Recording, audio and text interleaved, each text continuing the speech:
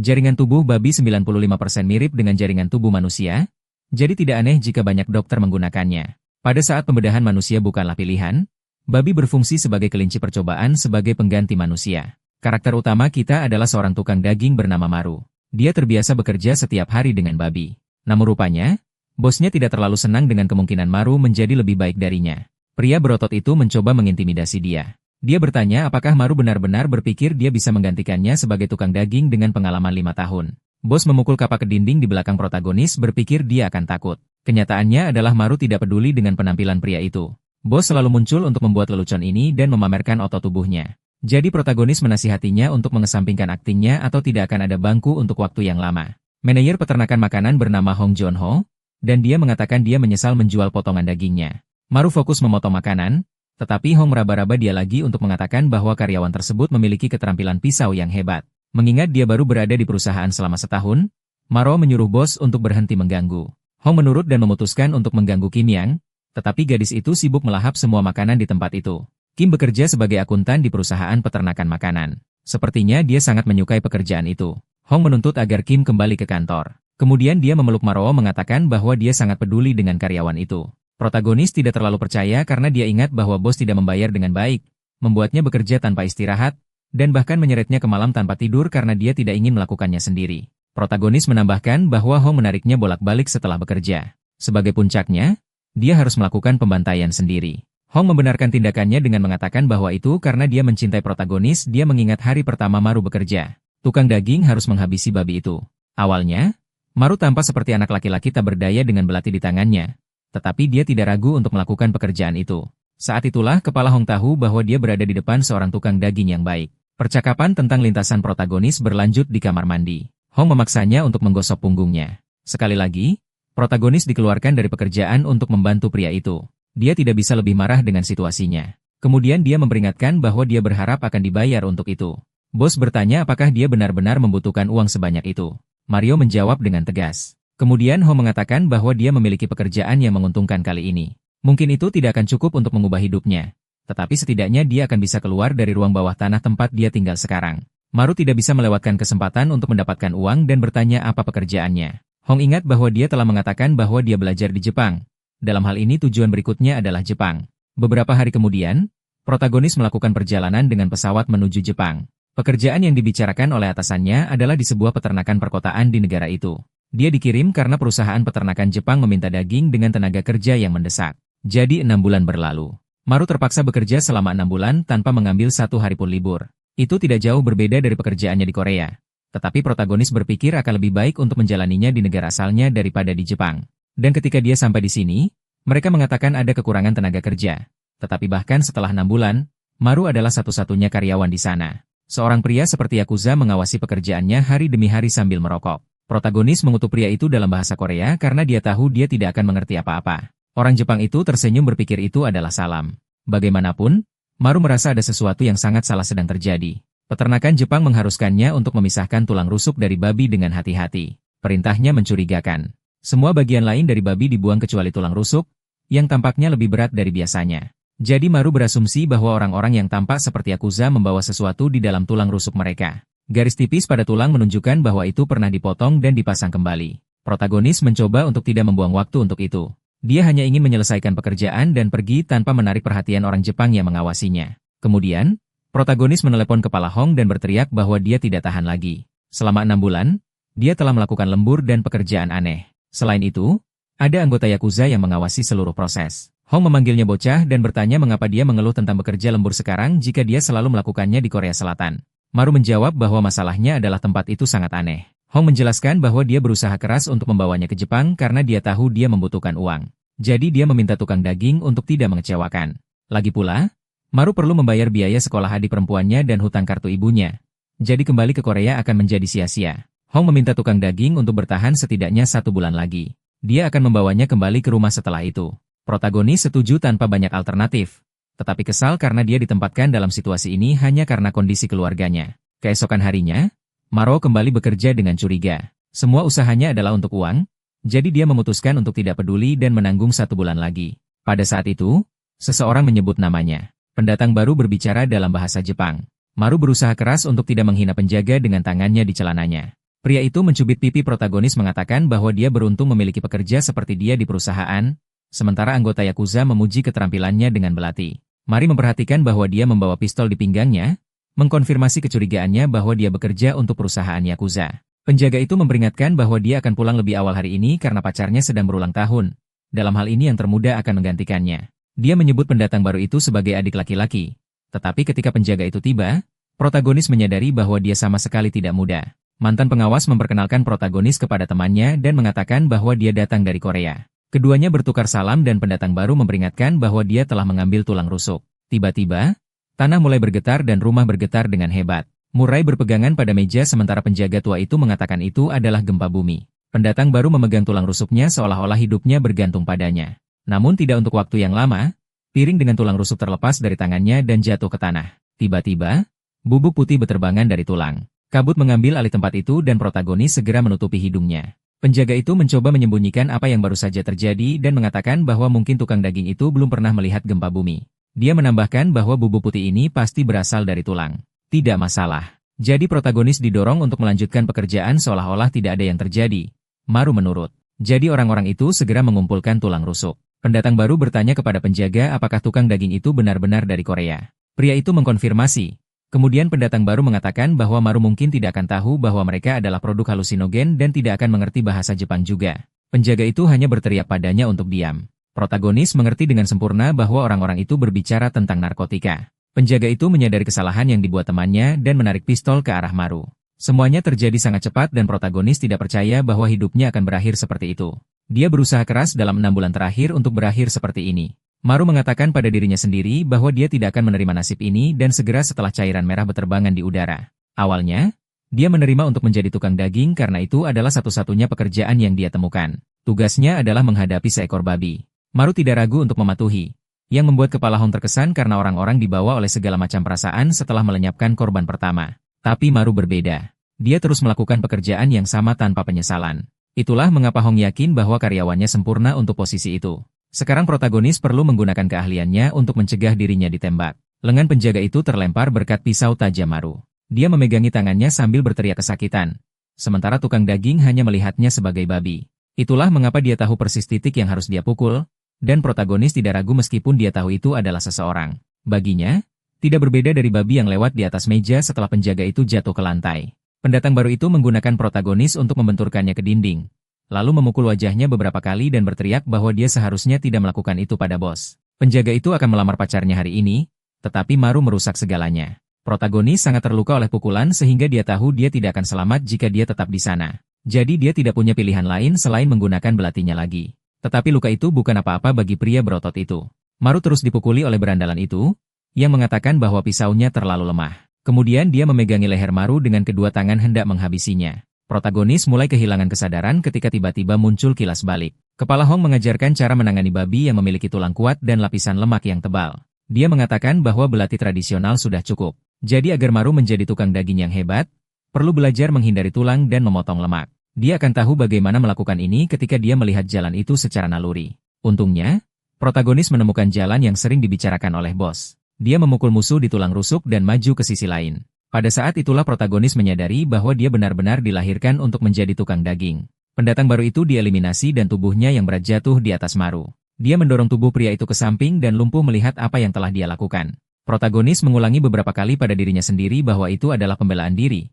Tetapi dia pikir polisi tidak akan mempercayainya. Jadi menyerahkan diri bukanlah pilihan. Sekarang protagonis memikirkan apa yang akan dia lakukan ketika dia bertemu dengan Yakuza. Sebuah ide muncul di benaknya, dan dia percaya dia bisa menyingkirkan apa yang terjadi hanya dengan membakar tempat itu.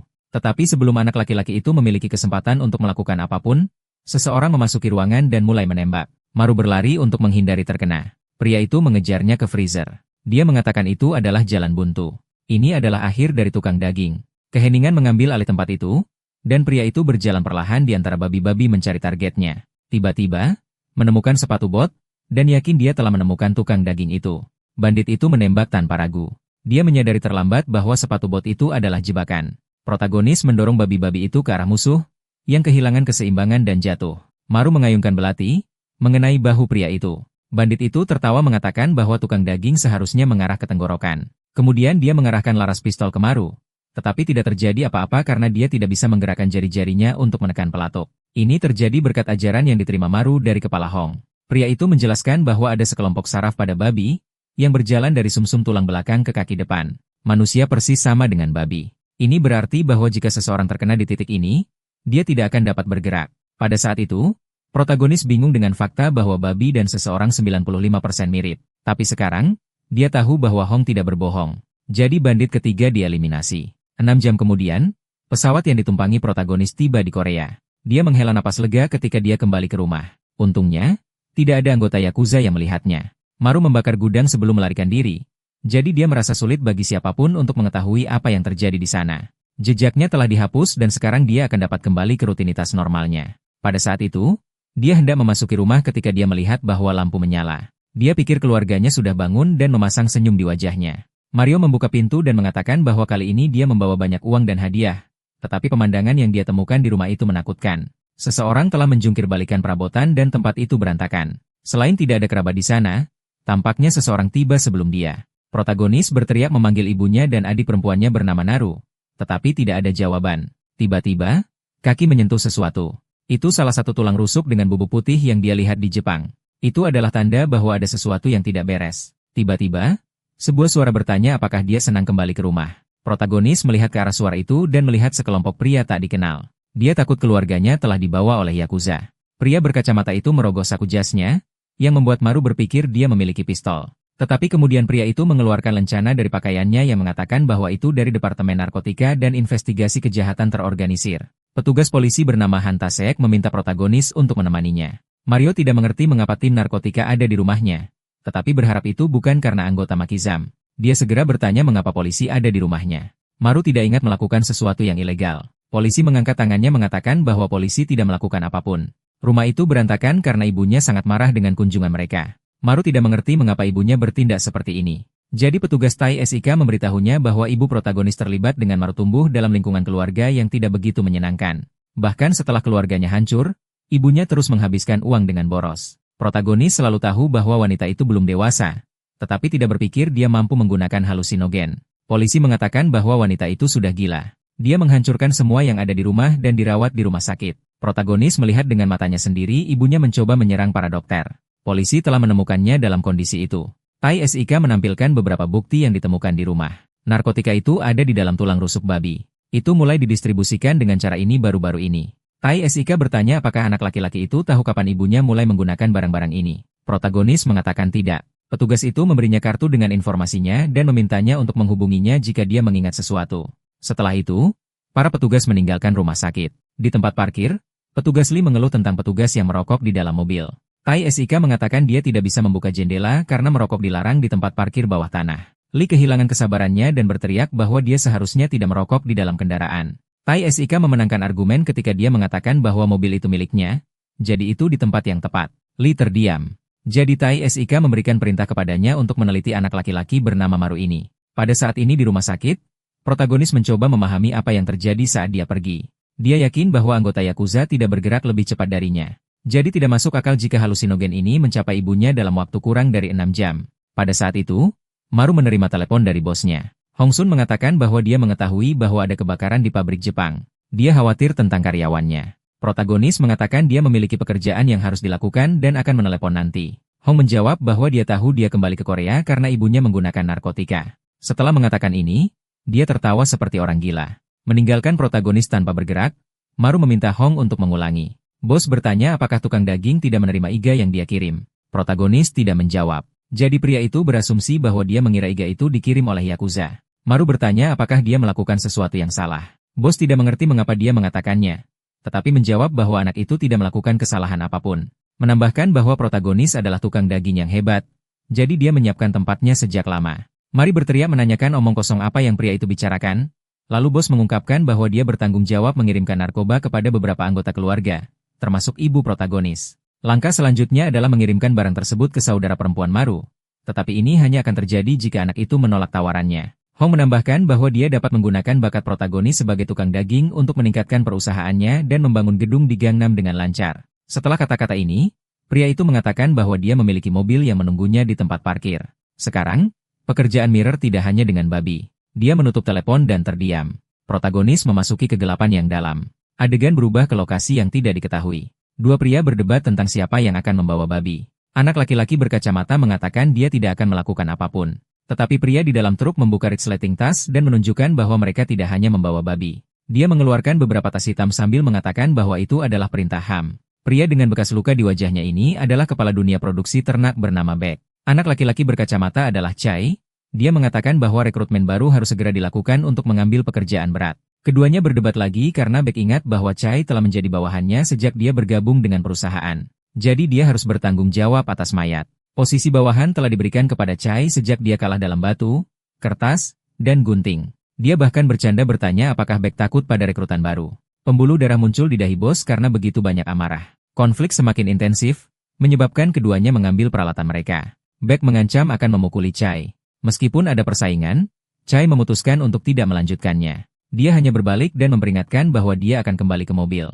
Malam segera tiba. Beck sedang tidur nyenyak ketika dia dibangunkan oleh seekor kucing. Dia berasumsi bahwa hewan itu sampai di sana karena bau daging.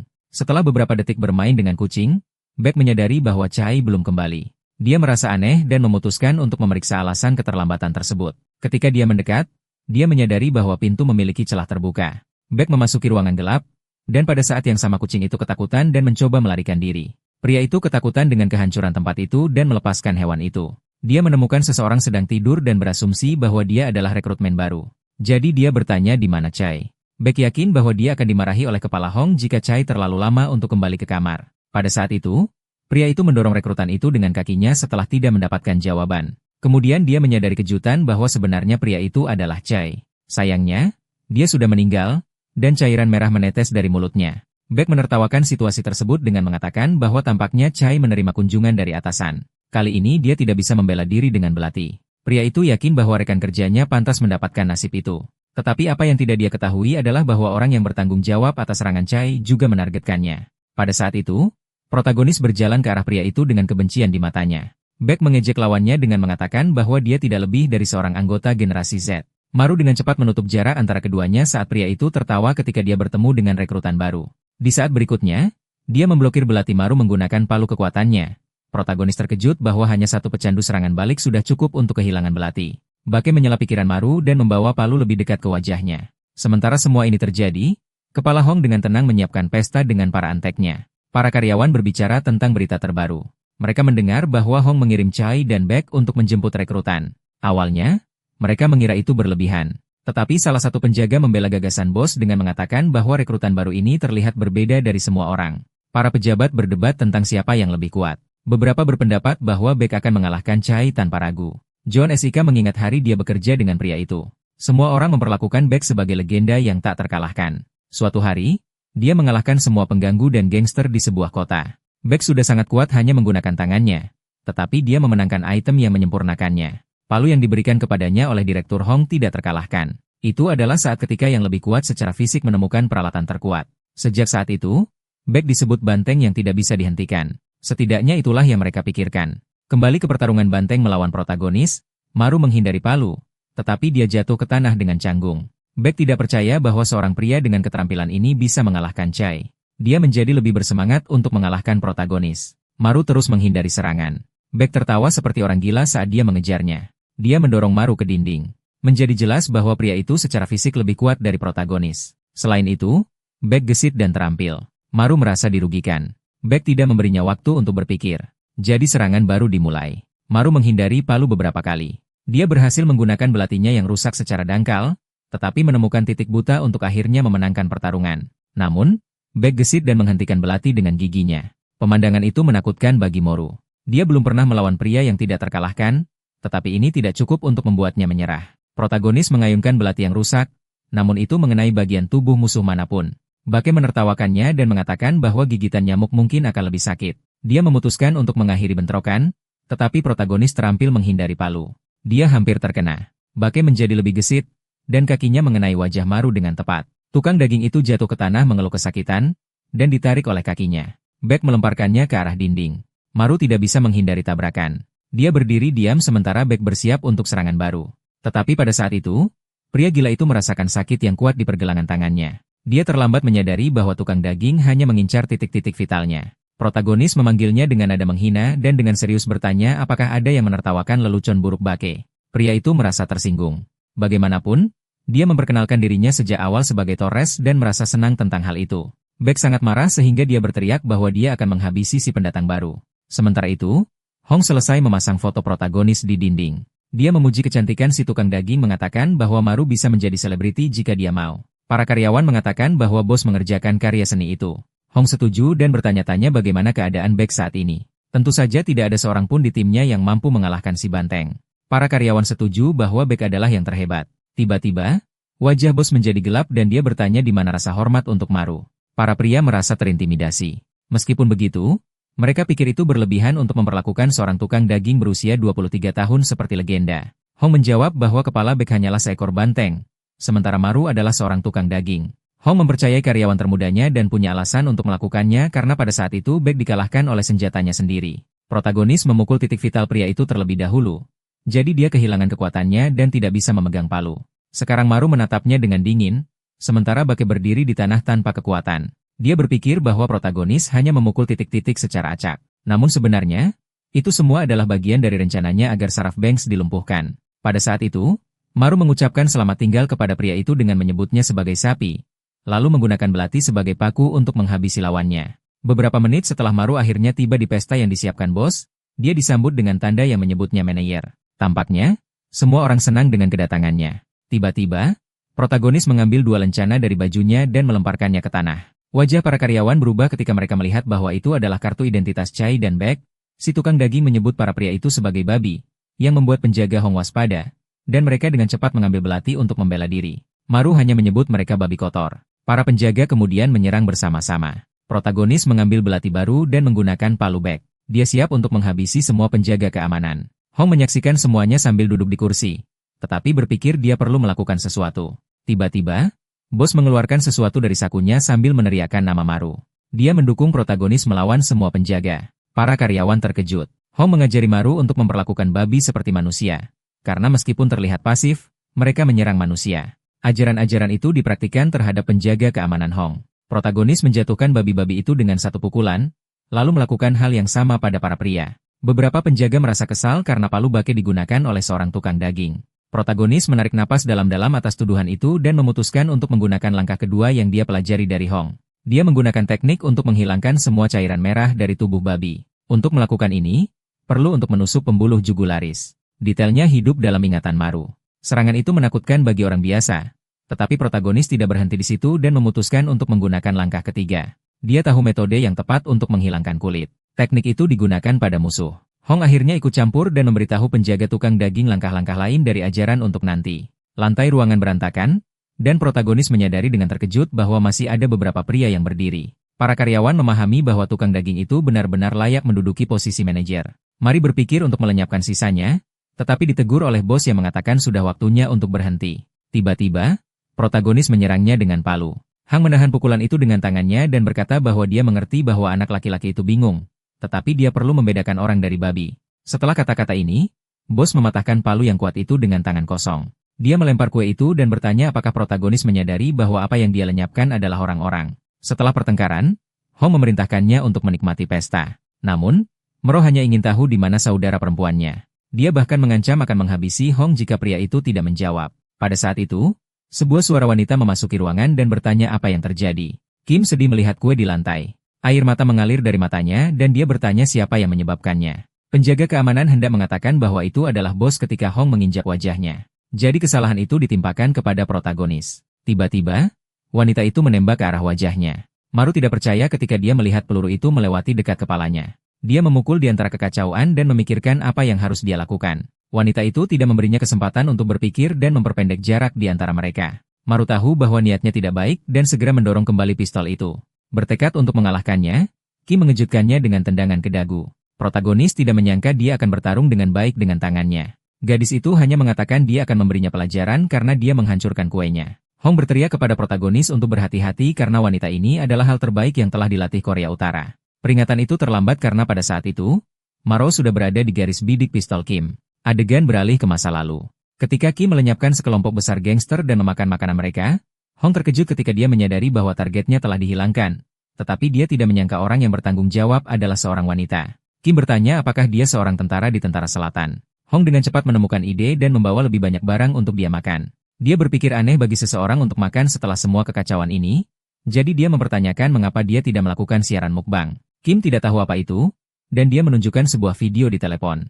Hong mengatakan dia bisa menghasilkan banyak uang hanya dengan makan mata gadis itu berbinar. Saat itulah bos mengambil kesempatan untuk mengundangnya bekerja dengannya dengan imbalan semua makanan yang dia inginkan. Awalnya, Kim menolak dengan mengatakan itu adalah suap, tetapi kemudian menerima tawaran itu dengan imbalan semua makanan yang bisa dia miliki. Seminggu kemudian, kepala Hong mengetahui tentang ledakan aneh yang terlihat di Gaesung. Dia mengatakan jika Kim yang melakukannya, mengingat penampilan gadis itu, terbukti bahwa dia melakukannya. Bos kemudian memarahinya karena tidak bisa membawakannya satu es loli utuh pun. Adegan berubah ke momen saat ini. Protagonis mengubah nasib pistol itu dan hampir terkena. Melawan Kim tidaklah mudah.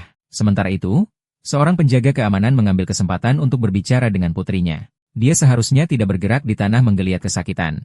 Tetapi ketika dia mengetahui bahwa putrinya akan tidur di luar rumah, pria itu dengan cepat bangkit dengan senang bahwa dia akan memiliki waktu berduaan dengan istrinya. John Esika siap untuk memiliki anak baru. Para penjaga keamanan mendorongnya untuk pergi. Hong menemukan para pria berbicara tersembunyi di balik kain putih. Bos marah karena dia ingin para karyawan bekerja lembur. Sementara mereka berdebat, pertarungan antara Kim dan Maru berlanjut. Hong bertanya siapa yang mereka pikir akan memenangkan. Penjaga keamanan mendukung Kim. Bos setuju bahwa wanita itu memiliki banyak keterampilan tingkat tinggi. Meskipun Kim telah menerima pelatihan yang sempurna, Maru adalah seorang tukang daging yang berbakat. Dalam setahun, dia mempelajari semua yang diajarkan kepadanya dan mengeksekusinya dengan akurat. Dalam sebulan, dia melakukan teknik yang paling sulit. Hong ingat bahwa dia mencoba menghalangi kemajuan anak laki-laki itu. Bahkan seorang pejabat tingkat bos akan membutuhkan waktu untuk menyelesaikan, tetapi tukang daging bahkan tidak membutuhkan 1 menit pun. Ini membuat Hong menyimpulkan bahwa dia menemukan pria yang ideal. Jadi saya ragu tentang kemenangan Kim. Pada saat itu, protagonis menyingkirkan pistol dari tangan wanita itu. Bos berteriak bahwa anak itu sangat bagus dan menuntut agar karyawannya memuji tukang daging itu. Para pria itu patuh. Di sisi lain, Kim mengambil belati yang dia sembunyikan di celananya. Pertarungan antara keduanya berlanjut, tetapi tidak ada yang lebih baik dari Maru untuk menangani pisau. Selain itu, Kim menyadari bahwa dia meniru gerakannya. Hong percaya pada bakat keduanya, tetapi tahu bahwa pada akhirnya, yang akan diperhitungkan adalah kelincahan. Kim dapat mengalahkan protagonis sebelum dia mencapainya, tetapi Maru juga dapat mengalahkannya. Hong penasaran dengan hasilnya. Kemudian dia meninggalkan para karyawan di belakang dan tiba-tiba menghantam tanah di antara para lawan. Semua orang terkejut. Hong menunjuk dirinya sendiri dan menyuruh protagonis untuk mendatanginya. Kim kehilangan kesabaran dan mempertanyakan bagaimana bos memilih anak nakal itu untuk posisi yang begitu tinggi. Hong hanya memberikan tiket makanan gratis di restoran yang bagus. Wanita itu mengejar tiket itu sambil mengatakan bahwa dia akan kembali dalam 1 jam. Dia pergi, tentu saja, akan melawan ketika dia kembali. Hong menarik napas dalam-dalam dan bertanya bagaimana keadaan Maru. Tiba-tiba, protagonis menyerangnya, bertanya di mana saudara perempuannya. Bos mendorongnya kembali dengan kapak sambil mempertanyakan mengapa dia begitu penasaran. Pertanyaan itu cukup untuk membuat tubuh Maru lumpuh karena ketakutan. Sebuah ingatan masa lalu muncul di benaknya. Maru ingat bahwa pada suatu hari acak ketika dia berusia 21 tahun, dia menerima kabar bahwa ayahnya meninggal dunia. Dia menjadi kepala keluarga yang baru dan menerima untuk bekerja dengan HAM untuk dapat menafkahi dirinya sendiri. Itu tidak terlalu buruk karena ada seseorang yang mencintainya seolah-olah dia adalah putranya. Setidaknya itulah yang dipikirkan protagonis. Dia bahkan melihat apa yang terjadi pada ibunya. Jadi pada saat itu, dia kehilangan kesabarannya dan menyerang bos, bertanya mengapa pria itu melakukan itu padanya. Hong senang dengan duel itu dan membantu tukang daging meningkatkan tekniknya. Tampaknya, bos mengambil kesempatan untuk melatih murid terbaiknya. Dia memarahi anak laki-laki itu karena tidak tahu bagaimana membedakan antara celah nyata dan palsu.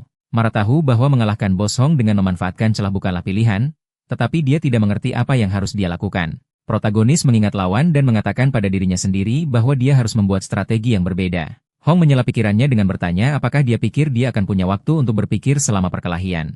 Bos memanfaatkan penjagaan rendah Maru untuk memukul titik vital di antara kedua kakinya. Protagonis berteriak kesakitan, sementara Hong menjelaskan bahwa tidak mungkin anak nakal itu bisa menang. Dia sedih karena dia pikir tukang daging telah mempelajari semua yang diajarkan. Maru bangun bersiap untuk mengalahkannya, tetapi sia-sia. Para karyawan malu dengan pemandangan itu. Mereka tahu bahwa Han adalah monster yang kuat. Akan sulit untuk mengalahkannya. Maru terus menyerang. Bos menyaksikan dengan senyum di wajahnya.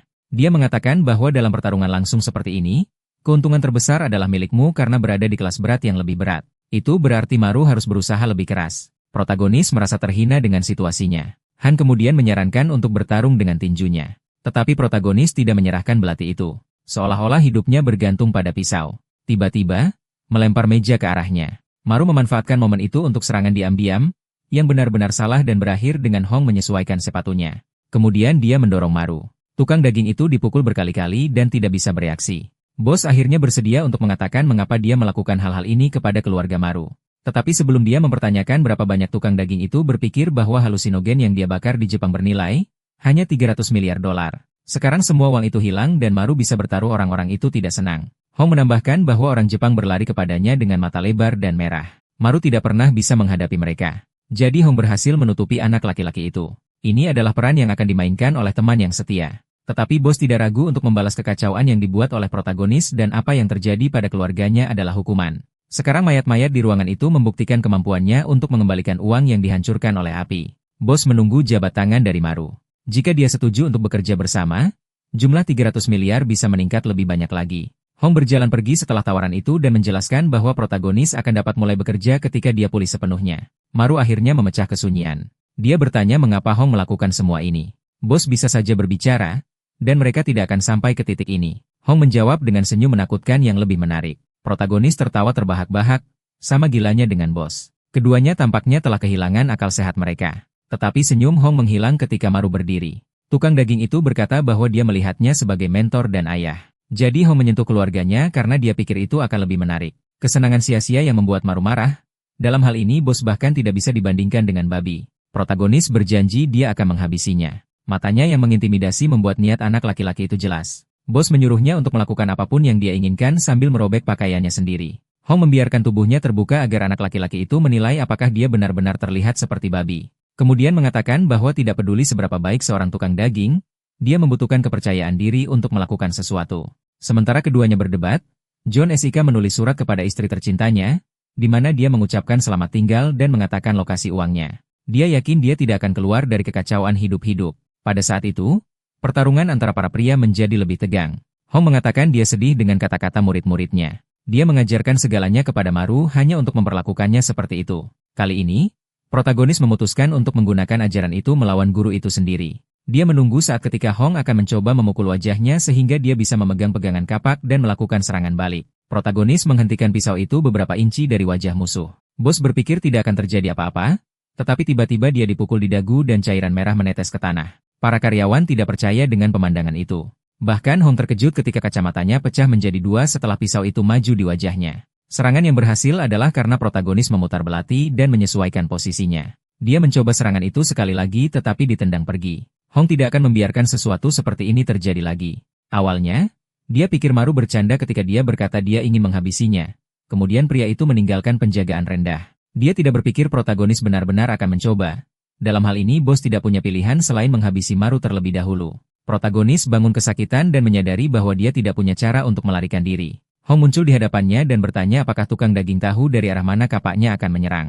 Tiba-tiba, kapak itu turun dengan kekuatan penuh, tetapi dihalangi oleh palu yang dicuri Maru dari bag. Kapak bos hancur ketika bertabrakan dengan item protagonis. Maru mengambil kesempatan untuk memukul pria itu seperti yang dilakukannya dengan kue. Serangan kuat itu mengingatkan Hong pada banteng. Palu itu rupanya meningkatkan kemarahan di tubuh penggunanya. Namun bos menyadari dengan khawatir bahwa gerakan yang digunakan Maru melawannya sama dengan yang digunakan Chai. Protagonis mampu meniru kemampuan yang sama dalam waktu yang singkat.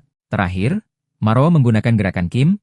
Exiek John menyaksikan adegan itu dengan terkesan. Dia tidak menyangka bahwa akan ada orang yang mampu meniru semua teknik orang-orang yang telah dia lawan selama ini. Penjaga merasa bahwa untuk pertama kalinya ada kesempatan bagi bos untuk kalah. Hong tidak akan menerima kekalahan seperti itu. Dia meremas leher Maru dengan keras dan melayangkan pukulan yang tepat. Pria itu mempertanyakan bagaimana tukang daging berani memanggilnya babi padahal dia membersihkan semua kekacauan yang tertinggal di Jepang. Setelah kata-kata ini, protagonis terlempar. Dia bangun dengan kesakitan. Hong mengatakan dia belum menggunakan seluruh kekuatannya dan bertanya apakah bocah itu benar-benar ingin melakukan semuanya. Maru tetap menundukkan kepalanya. Bos tidak ingin melakukan apapun terhadapnya, tetapi sekarang dia telah diancam. Dia tidak bisa membiarkannya pergi. Pada saat itu, protagonis bertanya-tanya apakah ini akan menjadi akhir dari dirinya. Dia membuang semua kenangan dan perasaan positif terhadap Hong agar dia tidak ragu-ragu. Setidaknya, itulah yang dipikirkan Maru. Tapi ada satu hal yang dia yakini tidak dia buang, yaitu keinginan mereka untuk hidup. Pada saat itu, keduanya bersiap untuk saling menghabisi. Tiba-tiba, suara tembakan terdengar. Kim menyerbu ruangan dan berteriak menanyakan apa yang terjadi di sini. Saat berikutnya, gadis itu lumpuh dan pistolnya jatuh ke lantai. Hong dengan tenang mengatakan bahwa anaknya yang berisik telah tiba. Dia kemudian menjatuhkan kunci kantor ke lantai dan memperingatkannya bahwa semua kontraknya ada di sana. Dia dapat menemukannya di dalam brankas. Kim tergagap menanyakan apa yang terjadi. Hong hanya memperingatkannya untuk mengambil setengah dari uang itu, dan bagian lainnya adalah milik Maro. Setelah kata-kata ini, tubuh Hong jatuh ke tanah. Dia dieliminasi oleh muridnya sendiri dengan belati. Air mata menggenang di mata Maru, dan dia menyuruh Kim untuk cepat jika dia ingin membalas dendam atas apa yang terjadi. Hong adalah anak yatim piatu. Dia berjuang untuk mendapatkan makanan dengan beberapa orang lain yang membutuhkan. Pada saat itu, hukum yang terkuat dihormati. Hong hidup seperti raja kandang babi. Manusia itu seperti babi. Jadi kepala suku berburu seperti binatang dan mengambil makanan semua orang. Para pria terperangkap dalam sangkar besi dan selalu dikalahkan oleh Hong, yang mulai dibenci dari hari ke hari. Tetapi dia bertindak seperti itu memikirkan kelangsungan hidupnya sendiri. Jadi Hong terpilih sebagai salah satu penyintas terbaik oleh pemilik Pixty. Dia memanfaatkan momen itu untuk menyingkirkan anggota terpenting di tempat itu. Semua orang terkejut ketika melihatnya memegang belati. Hong disebut babi, dan tidak butuh waktu lama bagi para atasan untuk mencoba menghabisinya. Meski begitu, kepala suku berhasil melarikan diri. Bertahun-tahun kemudian, dia kembali hidup ke sangkar besi tempat dia dipenjara. Hong biasa menghabiskan masa kecilnya di tempat itu berjuang untuk mendapatkan makanan, dan menjadi pelayan. Dia kembali karena dia menyukai adrenalin. Berkali-kali kepala suku hampir dibunuh, tetapi dia selalu kembali ke peri yang dia anggap sebagai rumahnya. Suatu hari, bos menyadari bahwa dia tidak dapat lagi membedakan manusia dari babi yang membuatnya sedih. Dan ketika dia kembali ke kamar atasannya, para pria menyebutnya sebagai babi. Hong hanya diam saja, lalu dia dipukuli karenanya. Pria itu meminta maaf kepada seorang wanita dengan mengatakan bahwa pelayan itu tidak bertindak dengan benar. Presiden menampar wajahnya dan menyuruhnya untuk melanjutkan pertemuan. Pada saat itu, Hong merasa bahwa dia tidak akan pernah diperlakukan seperti manusia oleh atasannya. Jadi dalam momen kegilaan, dia berdiri dan berteriak bahwa dia akan menjadi raja babi. Penjaga keamanan melakukan perlindungan terhadap presiden dengan cepat, tetapi target Hong adalah pria yang mengutuknya. Kemudian dia memukul wajahnya dan kemudian mencuri kacamatanya. Presiden menganggap adegan itu menarik dan dengan senyum berkata bahwa saya akan memberinya kesempatan. Setelah hari itulah kerajaan Hong lahir. Kepala suku menghabiskan beberapa tahun berikutnya dalam hidupnya membesarkan anak anjing dan melatih mereka. Yang pertama adalah Kim, lalu Maru. Hong puas dengan kreasi-kreasinya dan memimpikan hari di mana dia akan dilihat sebagai manusia lagi. Tetapi semuanya berubah ketika dia menerima telepon yang mengatakan apa yang disebabkan oleh protagonis. Hong menyelesaikan semuanya dan berbicara dengan orang Jepang. Tetapi presiden menuntut agar Maru dibuang. Hong tidak berpikir itu adil karena dia sudah membuat kesepakatan dengan orang Jepang. Wanita itu hanya mengatakan bahwa dia akan kembali ke kandang babi jika dia tidak mengikuti perintahnya. Setelah panggilan berakhir, Hong membanting tinjunya ke meja dengan keras dan berkata pada dirinya sendiri bahwa dia tidak akan membiarkan sesuatu yang buruk terjadi pada Maru. Karena alasan ini, dia mencoba meyakinkan protagonis untuk bekerja dengannya, sehingga presiden dapat mengubah pikirannya tentang tukang daging. Tetapi kemudian protagonis mulai melihat Hong sebagai babi juga, membangkitkan amarah bos. Dia tidak tahan dilihat seperti ini oleh seseorang yang dia besarkan dan rawat dengan sangat baik. Jadi tidak ada alternatif lain selain melenyapkan Maru. Tapi Hong tidak bisa melakukan itu. Bagaimanapun, protagonis juga merupakan salah satu anaknya. Sebelum dia meninggal, dia bertanya apakah Maru melihatnya sebagai manusia sekarang. Hong menasihatinya untuk menjadi manusia dan bukan babi. Setelah itu, kepala suku meninggal dengan luka di dadanya. Dia pergi sebagai manusia dengan menolak untuk menghancurkan kreasinya sendiri. Pada saat itu, seorang pria mendekati tubuh kepala suku yang jatuh dan mengatakan bahwa dia ingin menjadi orang yang akan menghabisinya. Tapi dia datang terlambat. Pendatang baru Cahai Ki Jong, direktur pelaksana kelompok peternakan. Dia mengambil mata Hong sebagai piala dan berharap pria itu beristirahat dengan tenang. Kemudian Ki Jong menelepon presiden dan mengkonfirmasi apa yang telah terjadi, tetapi mengatakan bahwa brankas yang menjadi tanggung jawab Hong menghilang. Ki Jong memintanya untuk tidak khawatir karena dimanapun si pembunuh melarikan diri, dia akan ditangkap dan akan dicabik-cabik. Brankas akan ditemukan cepat atau lambat. Ki Jong tahu siapa yang bertanggung jawab atas kematian Hong berkat kamera keamanan. Wajah Murray difilmkan, serta wajah Kim dan 3 gangster Hong. Setelah protagonis melenyapkan bos, Kim tidak percaya pada matanya sendiri. Dia tidak berpikir Maru cukup kuat untuk menghabisi Hong. Tetapi nalurinya berteriak agar dia melarikan diri dari tukang daging dengan biaya berapapun. Dalam hal ini, Kim memutuskan untuk tidak menyerang Maru. Dia mengangkat tangannya dan menyerah. Protagonis berpikir bahwa gadis itu hanya melakukannya agar dieliminasi lebih cepat. Para antek dengan setia melindunginya. Pria berkacamata memperingatkan bahwa bala bantuan dari markas sedang datang.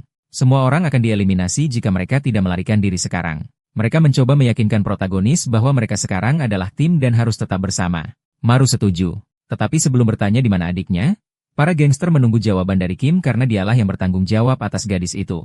Kim berpura-pura bodoh untuk sementara waktu, tetapi segera ingat apa yang telah terjadi. Hong memintanya untuk membawa Naru ke restoran sambil merawat protagonis. Kim menurut dan keduanya makan dengan baik. Tetapi ketika tiba waktunya untuk membayar tagihan, ada kesalahan. Kartu tersebut telah melebihi batas. Kim membiarkan Naru mencuci piring dan pergi mengambil kartu lain. Saat itulah dia tiba dan kue pesta ada di lantai. Setelah itu, perkelahian dimulai dengan protagonis. Itulah keseluruhan cerita yang diceritakan gadis itu.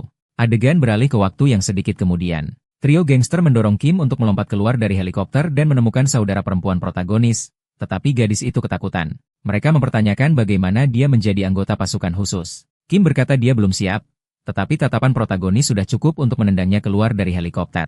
Rencana Maru adalah menyelamatkan saudara perempuan dan ibunya secepat mungkin, tetapi dia tahu bahwa grup dunia akan segera tiba. Adegan beralih ke hari berikutnya. Sebuah rumah runtuh dan petugas Thai SIK dipanggil. Polisi sedang menyelidiki rumah seorang wanita tua. Karena tetangga melaporkan kebisingan, tanah diwarnai oleh cairan merah mencurigakan yang segera diidentifikasi. Petugas Thai SIK bertanya apakah ada korban, tetapi petugas di sebelahnya mengatakan bahwa tidak ada mayat. Thai SIK segera berkata bahwa mereka harus kembali ke rumah sakit tempat Ibu Maru berada. Pada saat itu, protagonis dan teman-teman barunya mengunjungi ibunya, tetapi dia diberitahu bahwa pasien telah dipulangkan lebih awal oleh orang-orang bersetelan jas. Wajah Maru menjadi gelap. Itu bukan satu-satunya kabar buruk yang akan dia terima. Tiba-tiba, John menerima telepon dari Kim. Gadis itu memperingatkan bahwa Naru menghilang dari restoran. Dia dibawa oleh orang-orang bersetelan jas. Protagonis tahu bahwa anggota keluarganya akan digunakan sebagai sandera. Jadi tanpa berpikir dua kali dia melarikan diri dari rumah sakit. John SIK mencoba menghentikannya pergi dengan mengatakan bahwa markas keamanan dunia sangat berbahaya. Tiba-tiba seseorang memasuki rumah sakit dan protagonis lumpuh. Adegan beralih ke lobi rumah sakit. Seorang pria dengan penutup mata segera mengatakan bahwa dia tidak membayangkan akan menemukannya seperti ini. Dia menyapa petugas. Thai SIK mengenal Ki Jong atas kekacauan yang telah dia buat. Tetapi petugas itu dituduh ikut campur dalam kehidupan beberapa orang. Thai SIK mengatakan bahwa ini bukan sesuatu yang seharusnya dikatakan oleh seorang pria yang menjadi direktur administratif senior menggantikan orang. Dia segera bertanya apa yang dilakukan gangster itu di tempat ini. Ki Jong menjawab bahwa itu adalah rumah sakit. Dia datang untuk mengunjungi seseorang. Setelah itu, para pria berjalan berlawanan arah, dan gangster itu mendorong petugas untuk mengurus urusannya sendiri. Tiba-tiba, seorang pesuruh berlari ke Ki Jong dengan putus asa dan memperingatkan bahwa Maru telah kembali ke kamar rumah sakit. Gangster itu dengan cepat memasukkan jarinya ke mulutnya dan kemudian mematahkan giginya, menyebabkan pria itu tidak mengucapkan kata-kata lagi. Thai SIK mengatakan kepada pria itu bahwa bawahannya terlalu banyak bicara. Ki Jo Ho menjelaskan bahwa lain kali dia akan menemuinya di pemakamannya. Ancaman yang dibuat kepada polisi tidak menggoyahkannya. Thai SIK menjawab bahwa dia akan memastikan bahwa sumbangannya untuk pemakaman itu tidak kecil. Ki Jong meninggalkan rumah sakit dengan sangat marah karena dia tidak mengira targetnya akan bergerak begitu cepat. Sepertinya ada seseorang yang mendukung Maro. Adegan beralih ke protagonis. Dia menjadi tidak bergerak ketika seorang pria bersetelan jas memasuki ruangan dan menyapanya. Pria yang tampak baik itu meminta Maro untuk masuk ke mobil. Tetapi protagonis berpikir bahwa dia bertanggung jawab atas penculikan ibu dan saudara perempuannya. Jadi tanpa berpikir dua kali, tukang daging itu mengeluarkan pisau di jaketnya dan mengancam akan menghabisi pria itu. Tiba-tiba, pendatang baru menundukkan kepalanya sebagai tanda hormat dan meminta maaf atas kekasaran itu. Dia mengatakan bahwa presidennya ada di dalam mobil dan akan segera menjelaskan semuanya. Pada saat itu, seorang wanita baik hati dengan rambut hitam mengatakan bahwa senang bertemu dengannya. Dia memperkenalkan dirinya sebagai Shin, Presiden Hotel Charlotte. Protagonis berteriak padanya untuk memasukkan perkenalan ini ke tempat lain dan bertanya di mana keluarganya. Dua sekutu gangster Maru mengatakan bahwa semuanya baik-baik saja dan dia bisa tetap tenang. Pelayan berkacamata menyebut protagonis sebagai manajer dan menunjukkan bahwa ibunya baik-baik saja. John Sek mencoba memahami mengapa dia bersekutu dengan grup Charlotte. Pelayan berkacamata memperingatkan bahwa grup dunia bergerak terlalu cepat. Dia tidak punya pilihan selain meminta bantuan Charlotte. Maru mempertanyakan apakah mereka benar-benar berbeda dari grup dunia karena mereka mengambil keluarganya tanpa izinnya. Pelayan berkacamata memutuskan untuk menunjukkan rekaman dari kamera keamanan rumah sakit, di mana grup dunia muncul mencetak seluruh tempat untuk mencari protagonis dan keluarganya. Ini hanya membuktikan bahwa jika bukan karena bantuan grup Charlotte, keluarganya akan berada dalam bahaya. Maru ragu-ragu meskipun dia tahu dia benar. Shin meminta tukang daging lagi untuk masuk ke mobil. Dia akan membawanya ke keluarganya. Grup Charlotte berfokus pada farmasi, hotel, department store, petrokimia, dan keuangan. Di sisi lain, grup dunia berfokus pada keamanan, industri pertahanan, perdagangan, distribusi, dan konstruksi. Kedua perusahaan mengenakan kulit perusahaan besar, tetapi mereka bertempur sengit di bayang-bayang. Seorang pria mengakhiri pertempuran panjang dengan kekuatan brutalnya. Namanya Hong. Kemudian Charlotte dikalahkan dan kemudian dibagi menjadi dua. Mereka yang ingin menyerahkan grup Charlotte ke grup dunia, dan mereka yang ingin melindungi dan mempertahankan grup Charlotte. Presiden Shin adalah bagian dari grup kedua. Dia menceritakan kisah Charlotte kepada protagonis sambil berpikir untuk jujur padanya. Maru hanya menyuruhnya untuk langsung saja. Shin mengatakan bahwa bahkan dengan kepergian Hong, grup dunia masih memegang kekuatan yang luar biasa. Ini berarti bahwa merawat keluarganya dan melarikan diri dari grup dunia akan hampir tidak mungkin dilakukan sendirian. Jadi dia ingin membantu Maru menggunakan kekuatan Charlotte. Tiba-tiba, para gangster mulai berteriak dan menunjuk keluar mobil. Pengemudi merusak kendaraan ketika sebuah mobil putih berhenti di jalur mereka.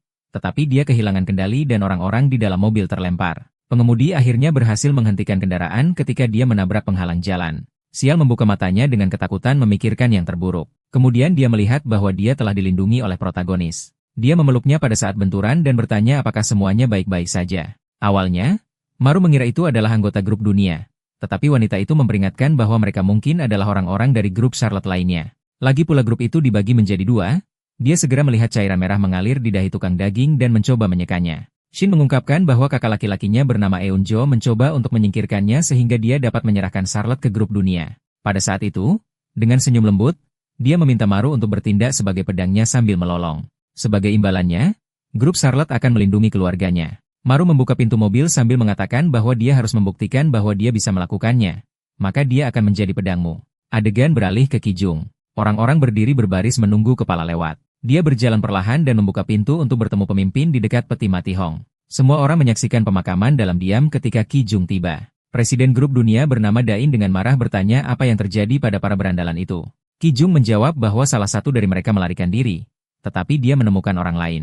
Adegan beralih ke restoran. Kim pergi mencari saudara perempuan protagonis. Dia tahu bahwa rekannya tidak akan meninggalkannya sendirian ketika dia mengetahui bahwa Naru dibawa oleh seseorang yang tidak dikenal. Bagaimanapun, gadis itu berpikir bahwa hal terbaik untuk dilakukan adalah menghancurkan tempat itu, tetapi dia dihentikan oleh beberapa pria bersetelan jas. Mereka adalah utusan dari Ki Juang. Sementara itu, di tempat lain, orang-orang yang mencegat mobil protagonis mempersiapkan perkelahian. Mereka membawa tongkat besi dan belati. Pemimpin kelompok itu memperingatkan bahwa Eunji akan senang ketika saudara perempuannya dieliminasi. Pria ini adalah Bai Yang Oh, kepala farmasi Charlotte. Para pria menemukan protagonis melindungi mobil dan bertanya apakah dia kekasih Shin. Sebelum ada yang sempat mengajukan pertanyaan, Maru dengan cepat menghabisi mereka. Ini bahkan membuat protagonis terkesan. Dia berpikir itu terlalu mudah dan berasumsi itu karena orang-orang yang dia lawan jauh lebih kuat daripada berandalan biasa. Para pria dikalahkan dalam hitungan detik. Hanya Bai Yang Ho yang tetap berdiri. Tangannya gemetar ketakutan namun dia mencoba membela diri. Tapi tidak butuh waktu lama baginya untuk mengalami nasib yang sama dengan para berandalan lainnya. Shin keluar dari mobil, dan dengan langkah halus mendekati tukang daging. Dia menatapnya dan mengatakan bahwa dia baru saja membuktikan nilainya dengan mengalahkan semua orang. Jadi sekarang saatnya dia membuktikan bahwa dia dapat melindungi keluarganya. Keheningan menyelimuti tempat itu dan protagonis bertanya bagaimana mereka akan sampai ke ibunya jika mobil itu hancur. Wanita itu tersenyum dan berkata dia menyiapkan sesuatu. Lalu dia melihat sebuah helikopter terbang di atas mereka. Sebelum protagonis bisa pergi, Shin mengatakan dia akan menunjukkan kekuatan yang dia miliki untuk melindungi keluarganya. Dalam hal ini, tujuan mereka selanjutnya adalah pemakaman orang yang dieliminasi Maru. Para anggota kelompok dunia memutuskan untuk mengadakan pemakaman Hong di sebuah kuil. Itu adalah cara yang bagus untuk mengucapkan selamat tinggal kepada kepala suku. Para biksu berpartisipasi dengan membuat mantra perpisahan. Sementara presiden melihat tubuh dari teman lamanya. Ki Jong dipanggil oleh seorang pelayan. Pria itu memperingatkan bahwa ada masalah di luar kuil. Masalahnya adalah Maru. Protagonis mengenakan setelan yang dia dapatkan dari Shin untuk menghadiri pemakaman. Kembali di restoran, Kim dengan cepat menghabisi para anggota kelompok dunia, lalu mencuri uang mereka. Tiba-tiba, dia mendapat telepon dan seseorang di ujung telepon memperingatkan bahwa manajer Maru pergi ke pemakaman Hong, jadi mereka harus menemaninya. Senyum muncul di wajah gadis itu karena dia pikir dia akan makan di tempat. Tapi dia diperingatkan bahwa sebenarnya lebih mudah bagi mereka untuk menjadi makanan. Adegan kembali ke protagonis dan para anggota kelompok dunia mulai mengelilinginya. Para berandalan tidak percaya bertanya-tanya bagaimana bocah kerdil ini berhasil menghabisi bos. Itu tidak masuk akal karena Maru bahkan tidak memiliki fisik untuk itu. Shin bertanya bagaimana perasaan tukang daging. Protagonis mengatakan bahwa dia hanya ingin tahu bagaimana dia akan membuktikan nilainya. Tiba-tiba, seorang pria menyentuh bahunya dengan arogan dan bertanya bagaimana pembunuh itu memiliki keberanian untuk pergi ke pemakaman ditemani oleh istri Charlotte yang tidak murni. Pria ini adalah Min Seok. Dia bertanya apakah Charlotte selalu mendukungnya. Min Seok berasumsi itu semua rencana mereka sejak awal. Pada saat itu, seseorang menarik perhatian Min Seok. Ki Jung dengan mudah mendorong pria itu ke belakang dengan seluruh kekuatannya ketika dia diabaikan. Dia memperkenalkan dirinya sebagai Direktur Pelaksana Keamanan untuk kelompok dunia dan menuntut agar dia diperlakukan sesuai dengan posisinya. Atasan Wung dan Chil bergabung dalam percakapan dan memberitahu pria itu untuk tidak bersenang-senang sendirian. Protagonis memeriksa untuk melihat apakah belatinya masih ada di sakunya jika dia perlu menggunakannya dalam keadaan darurat, tetapi Shin menyentuh tangannya dan berdiri di depannya. Dia bertanya apa yang akan didapatkan anggota kelompok dunia dengan melakukan apapun untuk menyakiti tukang daging. Jawabannya sederhana. Para pejabat mengatakan mereka perlu membela kehormatan kepala suku Hong. Mereka akan melakukannya setelah menghabisi bocah itu.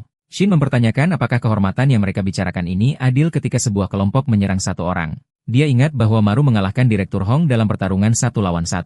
Ketika Hong masih hidup, tidak ada yang cukup berani untuk menyerangnya. Tapi sekarang untuk beberapa alasan, semua orang merasa lebih percaya diri ketika mereka berkumpul dalam kelompok. Kata-kata Shin membuat marah beberapa pria dan dia dihina. Tetapi wanita itu berdiri teguh dan mengatakan bahwa tidak peduli seberapa terpecah Charlotte, dia pasti tidak akan membiarkan siapapun menyentuh orang-orangnya. Ini berarti bahwa kelompok Charlotte akan bertarung jika protagonis dieliminasi. Shin percaya bahwa itu akan sangat merusak kelompok dunia itu sendiri jika ini terjadi. Tetapi dia membiarkan mereka membuat keputusan sendiri jika dia pikir dia dapat menanganinya. Pada akhirnya, Shin menghina ibu para pria untuk memprovokasi mereka. Bahkan protagonis tidak mengharapkan sesuatu yang begitu serius. Pada saat itu, seseorang bertepuk tangan dan memanggil perhatian gadis itu. Presiden Dane bergabung dalam percakapan dan mengatakan bahwa Shin berbicara dengan baik, seperti ayahnya. Dane melihat dengan cermat wajah protagonis dan menegaskan bahwa dialah yang mengeliminasi Hong. Maru merasa terintimidasi oleh tatapan wanita itu. Dia hanya tersenyum dan menyuruh para pria dari kelompok dunia untuk menemaninya. Maru sendirian dengan Shin dan bertanya siapa wanita ini. Dia menjawab bahwa dia adalah presiden kelompok dunia. Daine adalah orang yang paling harus diwaspadai Maru. Protagonis waspada setelah nasihat ini. Kemudian keduanya akhirnya memasuki ruang pemakaman. Gambar besar pusat Hong menarik perhatian. Mara bisa menyesal bahwa semuanya berakhir seperti ini, tetapi Hong mengacaukan keluarganya. Jadi tidak ada jalan keluar lain. Pada saat itu, protagonis ingat kata-kata terakhir Hong tentang menjadi manusia dan bukan babi. Dia membungkuk sebagai tanda hormat dan bertanya-tanya mengapa bos memutuskan untuk dieliminasi. Hong hanya menerima serangan itu tanpa bereaksi. Mary tidak memiliki jawaban untuk pertanyaan ini, tetapi memutuskan untuk mengikuti nasihat pria itu dan mencari tahu sendiri di masa depan. Protagonis yakin dia bisa melakukannya jika dia menggunakan semua ajaran mentornya. Presiden Shin mengatakan bahwa dari saat dia melewati pintu, dia akan menjadi pedangnya. Maru tersenyum dan meninggalkan kuil bersamanya. Keduanya masuk ke helikopter dan pergi. Ki Jung menyalakan rokok dan dengan marah mengatakan bahwa dia akan menghabisi mereka berdua. Apa yang terjadi hari ini membuatnya benar-benar kehilangan kendali. Seminggu kemudian, para karyawan Hotel Charlotte menerima presiden. Manajer segera memperingatkan bahwa orang-orang itu membuat banyak kebisingan. Ternyata ketiga gangster protagonis mencoba membuka brankas dengan segala cara. Sepertinya Hong lupa meninggalkan kuncinya. Jadi sekarang mereka ingin menghancurkan brankas dengan cara apapun. Shin meminta manajer untuk mengabaikan kebisingan itu. Dia tidak bisa berbuat apa-apa karena ketiga idiot itu adalah teman Maru.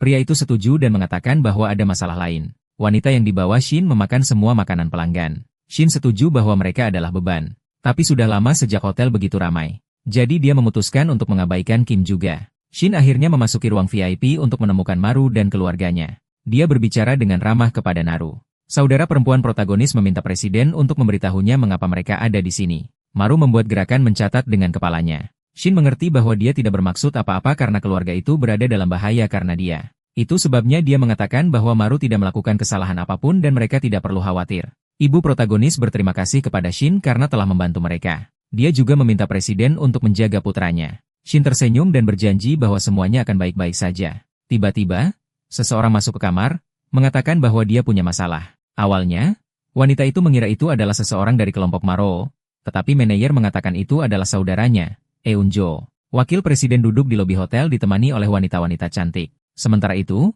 di kantor polisi, detektif Tai Sik mencoba mencari tahu siapa yang melenyapkan Hong. Dia menempelkan foto mereka yang mungkin terlibat di dinding kriminal. Hong dicurigai sebagai pengedar narkotika. Bukti selanjutnya adalah tentang bengkel Jepang yang diyakini sebagai pusat pasokan narkotika. Ternyata itu dibakar. Peristiwa terakhir terjadi seminggu yang lalu. Seorang wanita berusia 50 tahun meninggal dunia karena penggunaan halusinogen. Dan tak lama kemudian rumahnya roboh.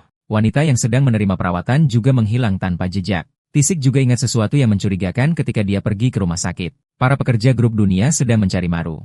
Petugas itu masih tidak yakin apakah tukang daging adalah penyebab atau korban. Tapi yang pasti dia adalah penyebut umum dalam semua kejadian ini. Satu-satunya informasi yang diterima polisi sekarang adalah bahwa dia muncul di pemakaman direktur dengan seorang wanita. Tai Sik tidak sampai pada kesimpulan apapun.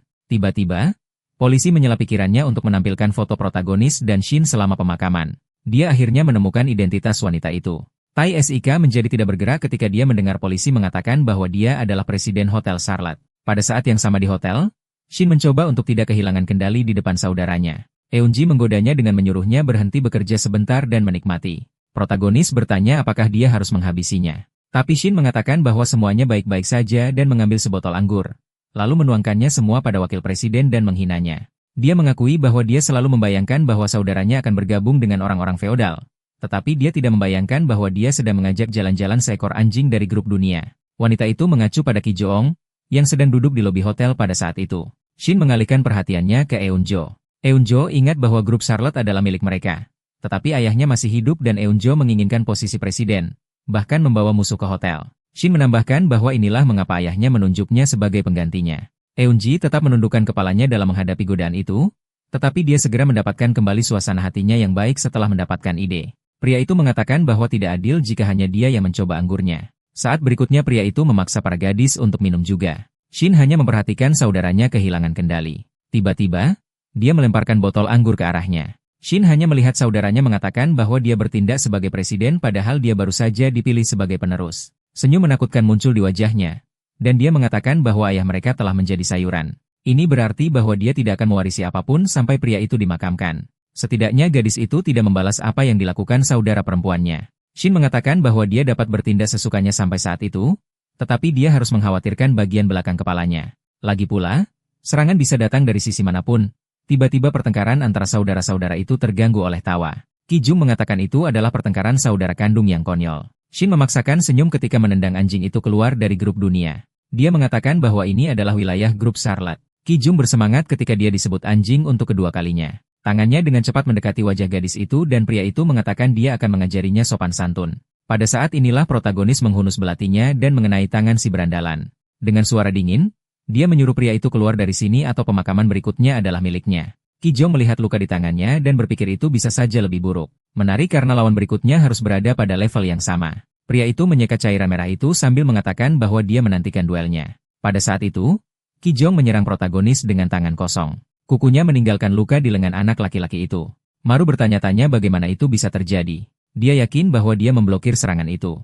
Tapi untuk beberapa alasan, dia masih terluka. Jelas bahwa musuh tidak memiliki apapun di tangannya.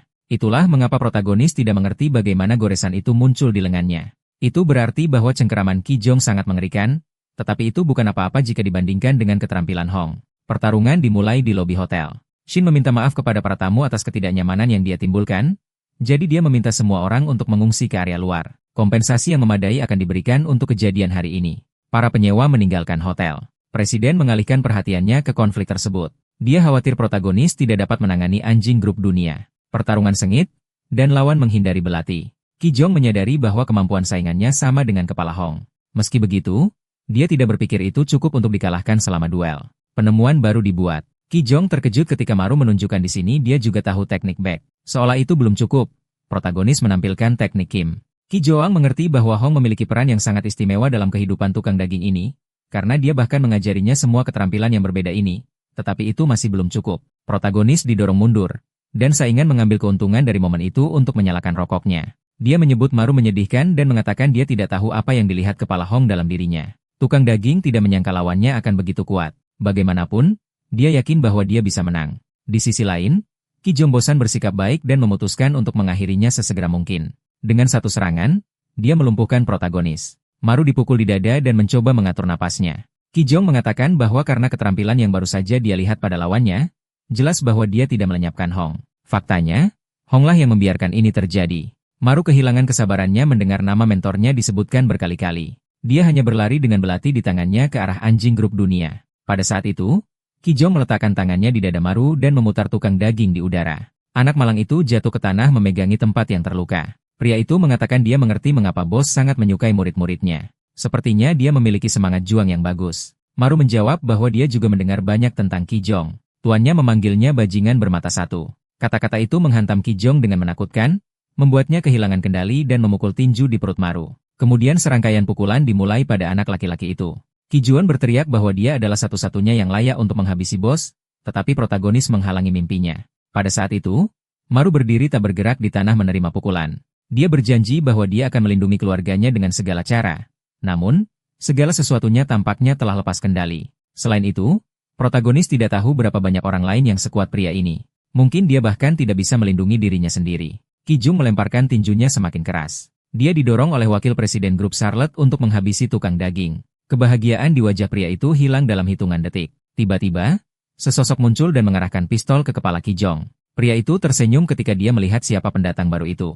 Tai Sik membalas senyum sambil mengatakan bahwa dia dapat menembakkan peluru sebanyak yang diperlukan jika adegan itu berlanjut. Ki Jong menyerah dan mengatakan bahwa dia hanya mengajari anak itu beberapa hal. Eunjo menghina polisi karena mengganggu rencananya dan ditahan. Tai Sik mengatakan bahwa Ki Jong tampaknya sudah menua. Lagi pula, dia terkena di dada oleh seorang bocah. Anak nakal itu belum pernah melihat luka itu sebelum petugas itu berkata. Dia kemudian menyadari bahwa protagonis menggunakan serangan yang sama seperti miliknya. Seolah-olah anak laki-laki itu meniru keahliannya tepat setelah menerimanya. Ini hanya membuktikan bahwa anak laki-laki itu menarik. Layak menjadi murid kepala Hong, protagonis diborgol oleh polisi dan disarankan untuk berbicara di hadapan seorang pengacara. Penangkapan itu mengejutkan dan dia tidak mengerti apapun. Jadi Tai Sik mengatakan itu atas dugaan pembunuhan. Shin menjelaskan bahwa dia akan melakukan segalanya agar dia keluar dari penjara secepat mungkin. Tidak peduli seberapa jauh dia harus pergi, Maru berterima kasih padanya dan memintanya untuk menjaga keluarganya. Ki Jong bertanya apakah dia masih mengkhawatirkan keluarganya setelah semua ini. Kita pasti akan menempuh jalan panjang sebelum menjadi seperti Hong. Maru menjawab bahwa tidak peduli berapa lama, dia akan menghancurkan Ki Jong dengan tangan kosong. Pria itu menjawab bahwa dia tidak sabar untuk itu, dan kemudian keduanya berpisah. Beberapa waktu kemudian, Shin mendapati kantornya diserbu oleh 3 gangster. Mereka mengetahui tentang penangkapan protagonis dan khawatir. Shin mengatakan bahwa polisi mengabaikan masalah yang disebabkan oleh wakil presiden Lee Em-jo dan hanya menangkap Maru. Mungkin karena grup dunia memiliki orang yang menyusup ke polisi. Para gangster mengatakan mereka tidak bisa membiarkan hal-hal seperti ini. Kim mengatakan dia tidak punya alasan untuk menyelamatkan tukang daging itu. Dia kehilangan pekerjaannya karena dia. Jadi dia tidak akan melakukan apapun. Para gangster berpikir berbeda dan bersedia menyelamatkan protagonis dengan harga berapapun. Lagi pula, dia adalah manajer sekarang. Kim terlalu sibuk makan. Pada saat itu, dia menemukan bahwa dia hanya memiliki hak untuk makan apapun berkat tukang daging itu.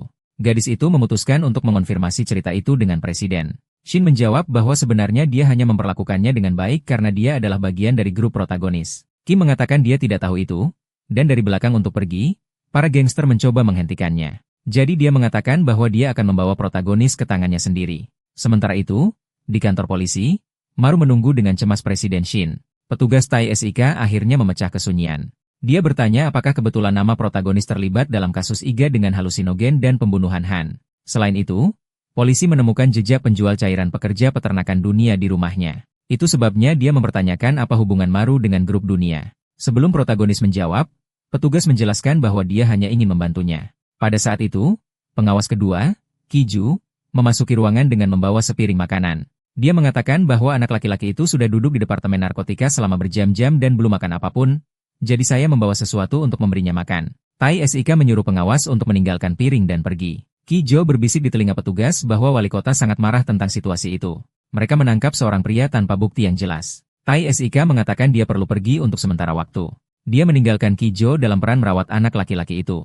Pengawas memberikan senyum ramah dan menyarankan protagonis untuk makan perlahan. Dia tidak akan mengajukan pertanyaan apapun. Maru berasumsi bahwa Shin telah melakukan sesuatu untuk membantunya. Adegan beralih ke kantor Presiden Dane. Dia dengan dingin mengatakan bahwa itu konyol bagi seorang pria untuk berkelahi di ruang publik. Selain itu, wakil Presiden Charlotte secara terbuka menggoda wanita di perusahaannya. Ini jelas mengurangi nilai perusahaannya, jadi Dane mempertanyakan apakah mereka berdua ingin dihancurkan olehnya. Karena masalah yang mereka berdua sebabkan di Hotel Charlotte, media mulai meragukan kemampuan Presiden Shin. Itu sebabnya dia akan mengalami kesulitan bergerak untuk sementara waktu.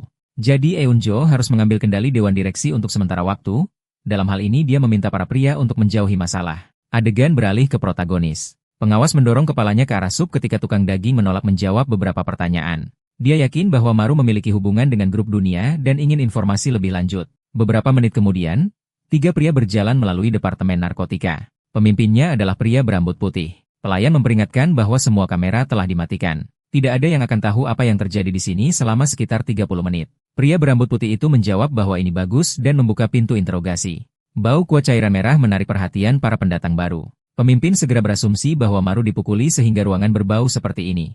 Dia memanggil perhatian pria yang duduk di meja berpikir dia adalah protagonis, tetapi menyadari dengan terkejut bahwa itu adalah Ki Ju. Pemimpin tidak mengerti bagaimana tukang daging dapat melenyapkan seorang detektif tanpa rasa takut. Bagaimanapun, penting bahwa mereka menemukan anak laki-laki itu terlebih dahulu. Sebelum lalat lain dalam kelompok itu terlibat, para pelanggar mulai mencari target. Pemimpin menjelaskan bahwa tidak masalah jika anak laki-laki itu akan dikirim tanpa kaki atau tanpa anggota badan lainnya. Yang penting adalah membawanya bernapas. Adegan beralih ke setengah jam yang lalu ketika protagonis dikejutkan oleh Kiju. Pada awalnya, dia berpikir pria itu adalah utusan Shin. Pengawas terus memaksa kepala anak laki-laki itu ke dalam hidangan sup. Jelas bahwa dia adalah anggota grup dunia dan sedang menunggu anggota lainnya saat itu terjadi. Kim juga menyusup ke polisi dan bahkan berhasil mencuri seragam. Semua usahanya adalah untuk terus makan gratis di grup Charlotte. Gadis itu memeriksa semua ruang interogasi dan bukan miliknya. Dia akhirnya tiba di ruangan terakhir. Dan ketika dia membukanya, dia terkejut. Kim berharap untuk mempermalukan protagonis sebelum membebaskannya. Tetapi tampaknya, dia sudah berhasil menyingkirkan borgol dan sekarang sibuk dengan pengawas. Kim berteriak bahwa dia bodoh karena melakukan ini pada seseorang dari Departemen Narkotika. Protagonis dengan tenang menjawab bahwa pria ini hanyalah anggota grup dunia. Tampaknya kelompoknya sudah dalam perjalanan ke sini. Jadi, Mary memutuskan untuk memukuli pria itu dan menjebak para pendatang baru. Dia meminta Kim untuk memastikan bahwa polisi percaya bahwa itu semua adalah pekerjaan grup dunia. Gadis itu berteriak bahwa dia datang jauh-jauh ke sini untuk membantunya. Dan sekarang dia ingin orang lain membersihkan kekacauannya. Mera menjawab bahwa ini tidak ada apa-apanya dibandingkan dengan menyeberangi perbatasan dari Korea Utara. Dia berjanji untuk membayar makanan tak terbatas selama 2 bulan jika dia membantu. Kim akan menolak ketika tawaran itu meningkat untuk makanan gratis seumur hidup di Hotel Charlotte. Keduanya menutup kesepakatan dan protagonis mengatakan bahwa dia dapat menelepon setelah menyelesaikan pekerjaan. Dia akan kembali ke Charlotte. Adegan beralih ke saat ini. Ketika pemimpin berambut putih menyuruh anak buahnya untuk menemukan protagonis, dia yakin bahwa anak laki-laki itu tidak pergi terlalu jauh. Selain itu, ada anggota lain di belakangnya. Setelah para pelanggar pergi, Kim akhirnya menghela napas lega. Dia bersembunyi di langit-langit. Gadis itu mendarat di lantai ketika dia merasa aman. Segera dia punya ide untuk memenuhi perintah protagonis. Namun sebelum dia melakukan apapun, pria itu menunggu dia menyeberangi ruangan lain dan menendang pintu logam dengan keras. Kim terkena wajahnya dan mendengar pria itu menertawakannya. Dia mempertanyakan bagaimana dia menyadari kehadirannya. Pria itu menjawab bahwa dia tidak bisa tidak menyadarinya. Baunya praktis terpancar ke seluruh ruangan ini. Dia bercanda bertanya apakah pakaian itu adalah cosplay polisi yang dia siapkan khusus untuknya. Kim hanya mengatakan bahwa dia masih menjijikan seperti biasanya. Saat berikutnya dia mengeluarkan pistol dari sakunya dan menembak. Tai Sik dan rekan kerjanya mendengarkan dengan cepat. Petugas itu menyuruh Lee untuk lari. Petugas itu patuh dan meminta pria itu untuk tidak tinggal di kantor polisi. Tetapi Tai Sik tidak mengambil langkah apapun. Tiba-tiba, telepon berdering dan dia menjawab panggilan itu dengan tenang. Di ujung telepon, protagonis memperkenalkan dirinya. Tai Sik terkejut membayangkan bahwa dialah yang melepaskan tembakan dan dia memerintahkan tukang daging untuk tetap di tempatnya. Mara menjawab bahwa dia sebenarnya sudah meninggalkan kantor polisi. Di satu sisi, dia lega Kim telah memulai pekerjaan itu. Tai Sik ingin tahu mengapa dia melarikan diri. Protagonis memanfaatkan momen itu untuk penampilannya. Dia berbagi bahwa kelompok dunia menyusup ke ruang interogasi. Dia selamat berkat detektif Kiju. Ini berarti ada mata-mata di dalam polisi yang membenarkan alasan pelariannya. Protagonis menambahkan bahwa dia tidak bisa percaya untuk mencari. Dia mungkin anjing dari kelompok dunia seperti yang lainnya. Jadi dia hanya akan mengatakan semua yang dia tahu ketika dia mempercayainya lagi. Pada saat itu, Kim terus menembak ke arah langit-langit untuk mendapatkan perhatian polisi lainnya. Dia berteriak bahwa anggota kelompok dunia ada di sana dan menyerang. Untuk sesaat, pemimpin berambut putih itu mengira dialah targetnya. Dia tidak bisa tidak merasa tertarik pada gadis itu pada saat yang sama dia ingin menghabisinya. Keduanya mulai berkelahi. Kim melayangkan pukulan di mulut dan menyuruhnya untuk bersyukur.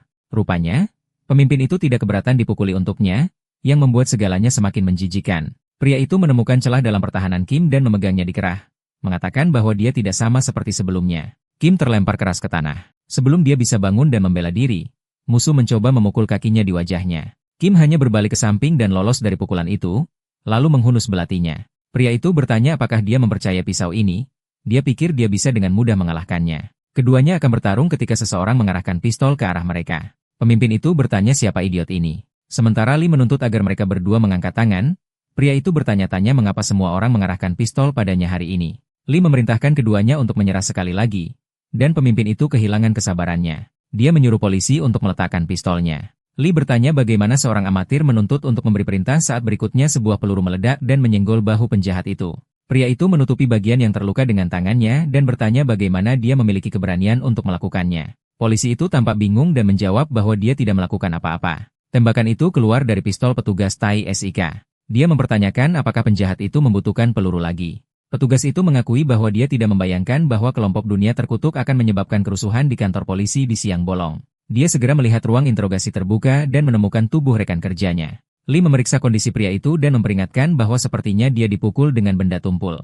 Tai Sik mengalihkan perhatiannya kedua orang di depannya dan mengatakan bahwa mereka melewati batas.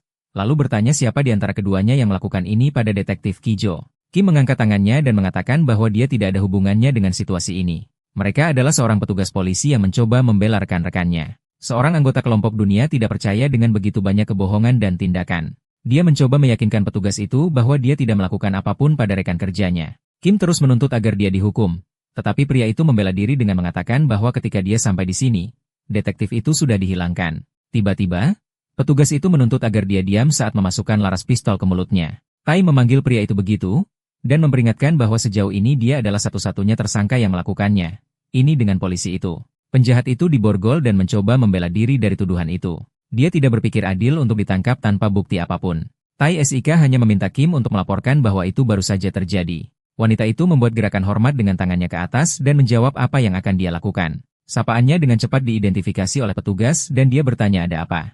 Gadis itu menyadari terlalu terlambat bahwa dia membuat sapaan Korea Utara. Dia melarikan diri dan dikejar oleh petugas Lee. Su merasa bahwa dia bisa dibebaskan jika dikonfirmasi bahwa gadis itu adalah mata-mata. Tai Sik mengarahkan pistol sekali lagi dan mengatakan bahwa dia ingat menyuruhnya untuk tidak bergerak. Sementara itu, di Hotel Charlotte, 3 gangster masih merencanakan alternatif untuk membebaskan manajer penjara saat ini. Shin menerima panggilan di telepon, dan terkejut mendengar suara di ujung telepon. Dia berteriak dengan gembira bertanya bagaimana Maru berhasil meneleponnya. Ketiga gangster itu menunggu jawaban dengan penuh perhatian. Maru mengatakan dia meninggalkan kantor polisi berkat Kim. Dia akan sedikit terlambat karena kekacauan yang harus dia selesaikan. Dia mengatakan dia akan langsung pergi ke hotel ketika dia meninggalkan kantor polisi, tetapi dia baru menyadari bahwa dia sedang diikuti. Untuk saat ini tidak ada masalah karena Maru berada di daerah dekat kantor polisi. Sejauh ini, dia hanya melihat 3 atau 4 orang mengikuti langkahnya. Jadi memikirkannya, protagonis menyerah untuk kembali ke Charlotte. Akan berbahaya jika para bandit pergi ke sana. Dalam hal itu, salah satu anggota kelompok dunia menghunus belati dan maju ke arah Maru. Dia hanya menggunakan apel untuk menghalangi penglihatan pria itu. Shin berpikir bahwa hal terbaik yang harus dilakukan adalah mengirim bala bantuan. Namun, protagonis berpikir itu adalah ide yang buruk. Eunjo dapat muncul di hotel dan memulai kekacauan baru. Jadi dia berjanji untuk mencoba menyelesaikan masalah tanpa menarik terlalu banyak perhatian. Maru menggunakan sapuan akupunktur untuk membuat pria itu tidak sadarkan diri. Kemudian dia menempatkan tubuh itu di gang yang gelap. Maru merasa bahwa keadaan bisa menjadi lebih buruk dalam hitungan detik karena dia berada di tempat dengan banyak orang. Shin bertanya apa yang harus dia lakukan dan dia menjawab bahwa dia harus merawat para pria yang tidak sadarkan diri. Setelah itu, penjahat lain melintasi jalannya, tetapi menerima pukulan pisau bahkan sebelum mengambil belati. Protagonis meminta Shin untuk menyiapkan mobil untuk melarikan diri sesegera mungkin. Presiden setuju dan panggilan berakhir. Maru menyadari bahwa para bandit tidak datang ke arahnya sekaligus, tetapi lebih datang satu persatu. Mungkin karena mereka menginginkan waktu bermain. Dalam hal ini, dia lebih suka lari. Jadi semua orang yang bersembunyi harus bergerak. Maru benar dan orang-orang gesit mengikutinya. Salah satu bandit menunggunya tersembunyi di sebuah gang. Serangan menyelinapnya tidak berguna. Protagonis menghindar dan melakukan serangan balik, lalu mendorong tubuh itu dan terus berlari. Pengejaran menjadi lebih sengit. Orang-orang itu memasuki gang dan dikalahkan dalam waktu kurang dari 1 menit. Maru meninggalkan tempat itu tanpa goresan. Kemudian sebuah mobil berhenti dan pengemudinya memanggil namanya. Protagonis berasumsi bahwa itu adalah mobil yang dia minta dari Shin dan segera masuk ke dalam kendaraan. Sedikit terkesan dengan kelincahan Charlotte, dia menelepon Shin dan mengomentarinya. Tetapi wanita itu berteriak bahwa ini bukan mobil timnya. Faktanya, kendaraan yang seharusnya menjemputnya berangkat beberapa detik dari hotel. Shin khawatir dan dia bilang dia akan menelepon kembali nanti. Anak laki-laki itu menarik napas dalam-dalam dan menatap pengemudi. Senyum menyeramkan di wajahnya membuktikan bahwa dia adalah anggota dari grup dunia. Tiba-tiba, pria itu menginjak rem dan mobil itu lepas kendali. Sementara itu, di Departemen Narkotika, Tai Sik bertanya-tanya mengapa Maru terlibat dalam semua insiden. Dia tampaknya menjadi ancaman besar bagi grup dunia. Petugas itu menjadi berpikir. Kamera keamanan telah dimatikan dan seorang petugas polisi telah dibunuh di kantor polisi. Mungkin memang ada mata-mata di dalam pasukan polisi. Seperti yang dikatakan Maru. Dia sayangnya harus membebaskan Su dari penjara karena dia tidak memiliki bukti untuk meninggalkannya. Tai Sik meyakinkan dirinya sendiri bahwa hal terbaik untuk dilakukan saat ini adalah kembali ke cara lamanya. Adegan beralih ke protagonis. Pengemudi mempercepat mobil mencoba menghentikannya sehingga dia keluar dari sabuk pengamannya.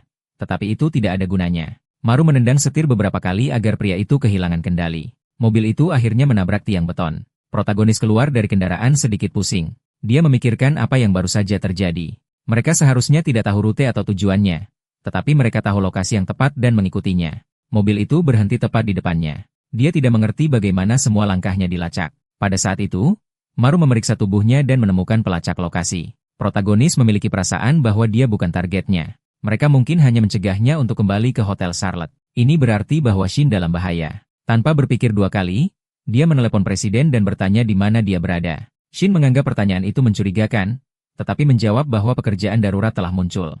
Dia menerima kabar bahwa kesehatan ayahnya tiba-tiba memburuk, dan dia diangkut ke rumah sakit. Jadi Eunju mengambil kesempatan untuk mengadakan pertemuan dewan. Dia perlu memeriksa kesehatan ayahnya, tetapi pertama-tama dia meminta protagonis untuk mengirim lokasi baru. Dia akan mengirim mobil baru untuk membawanya kembali ke hotel dengan selamat. Maru mencoba pulih dari apa yang baru saja terjadi. Dia tahu bahwa keluarganya akan berada dalam bahaya jika Eunjo bertindak bersama dengan grup dunia. Itulah mengapa penting baginya untuk melindungi Shin. Tetapi protagonis masih tidak tahu bagaimana dia bisa melakukannya. Tiba-tiba, dia punya ide dan menelepon Kim. Beberapa menit kemudian, Su menemukan mobil pengemudi yang seharusnya menculik Maru. Pria itu dipukuli karena tidak menyelesaikan pekerjaan itu. Para remaja lainnya juga dipukuli karena tidak melakukan pengejaran dengan benar. Su menyebut semua orang bajingan tidak berguna. Tiba-tiba, seseorang berteriak bahwa pelacak lokasi masih berfungsi, yang membuat pemimpin terkesan karena dia berpikir bahwa saat itu protagonis sudah menemukan item tersebut. Saya hanya menggunakan ponselnya untuk memeriksa di mana dia berada saat ini. Tetapi gerakan anak laki-laki itu sangat lincah sehingga bahkan tidak terlihat seperti manusia. Kenyataannya adalah Maru menempatkan pelacak pada Kim dan memaksanya untuk terjun payung. Awalnya, gadis itu tidak mau melakukannya karena dia takut ketinggian. Jadi protagonis mengatakan bahwa Shin dalam bahaya sekarang, dan dia hanya bisa memberikan semua yang dia janjikan ketika dia aman. Kim diberi pakaian dan bahan keselamatan untuk melompat. Dia mengeluh dari awal hingga akhir bahwa dia tidak ingin melompat, tetapi menurut karena makanan gratisnya di hotel lebih penting.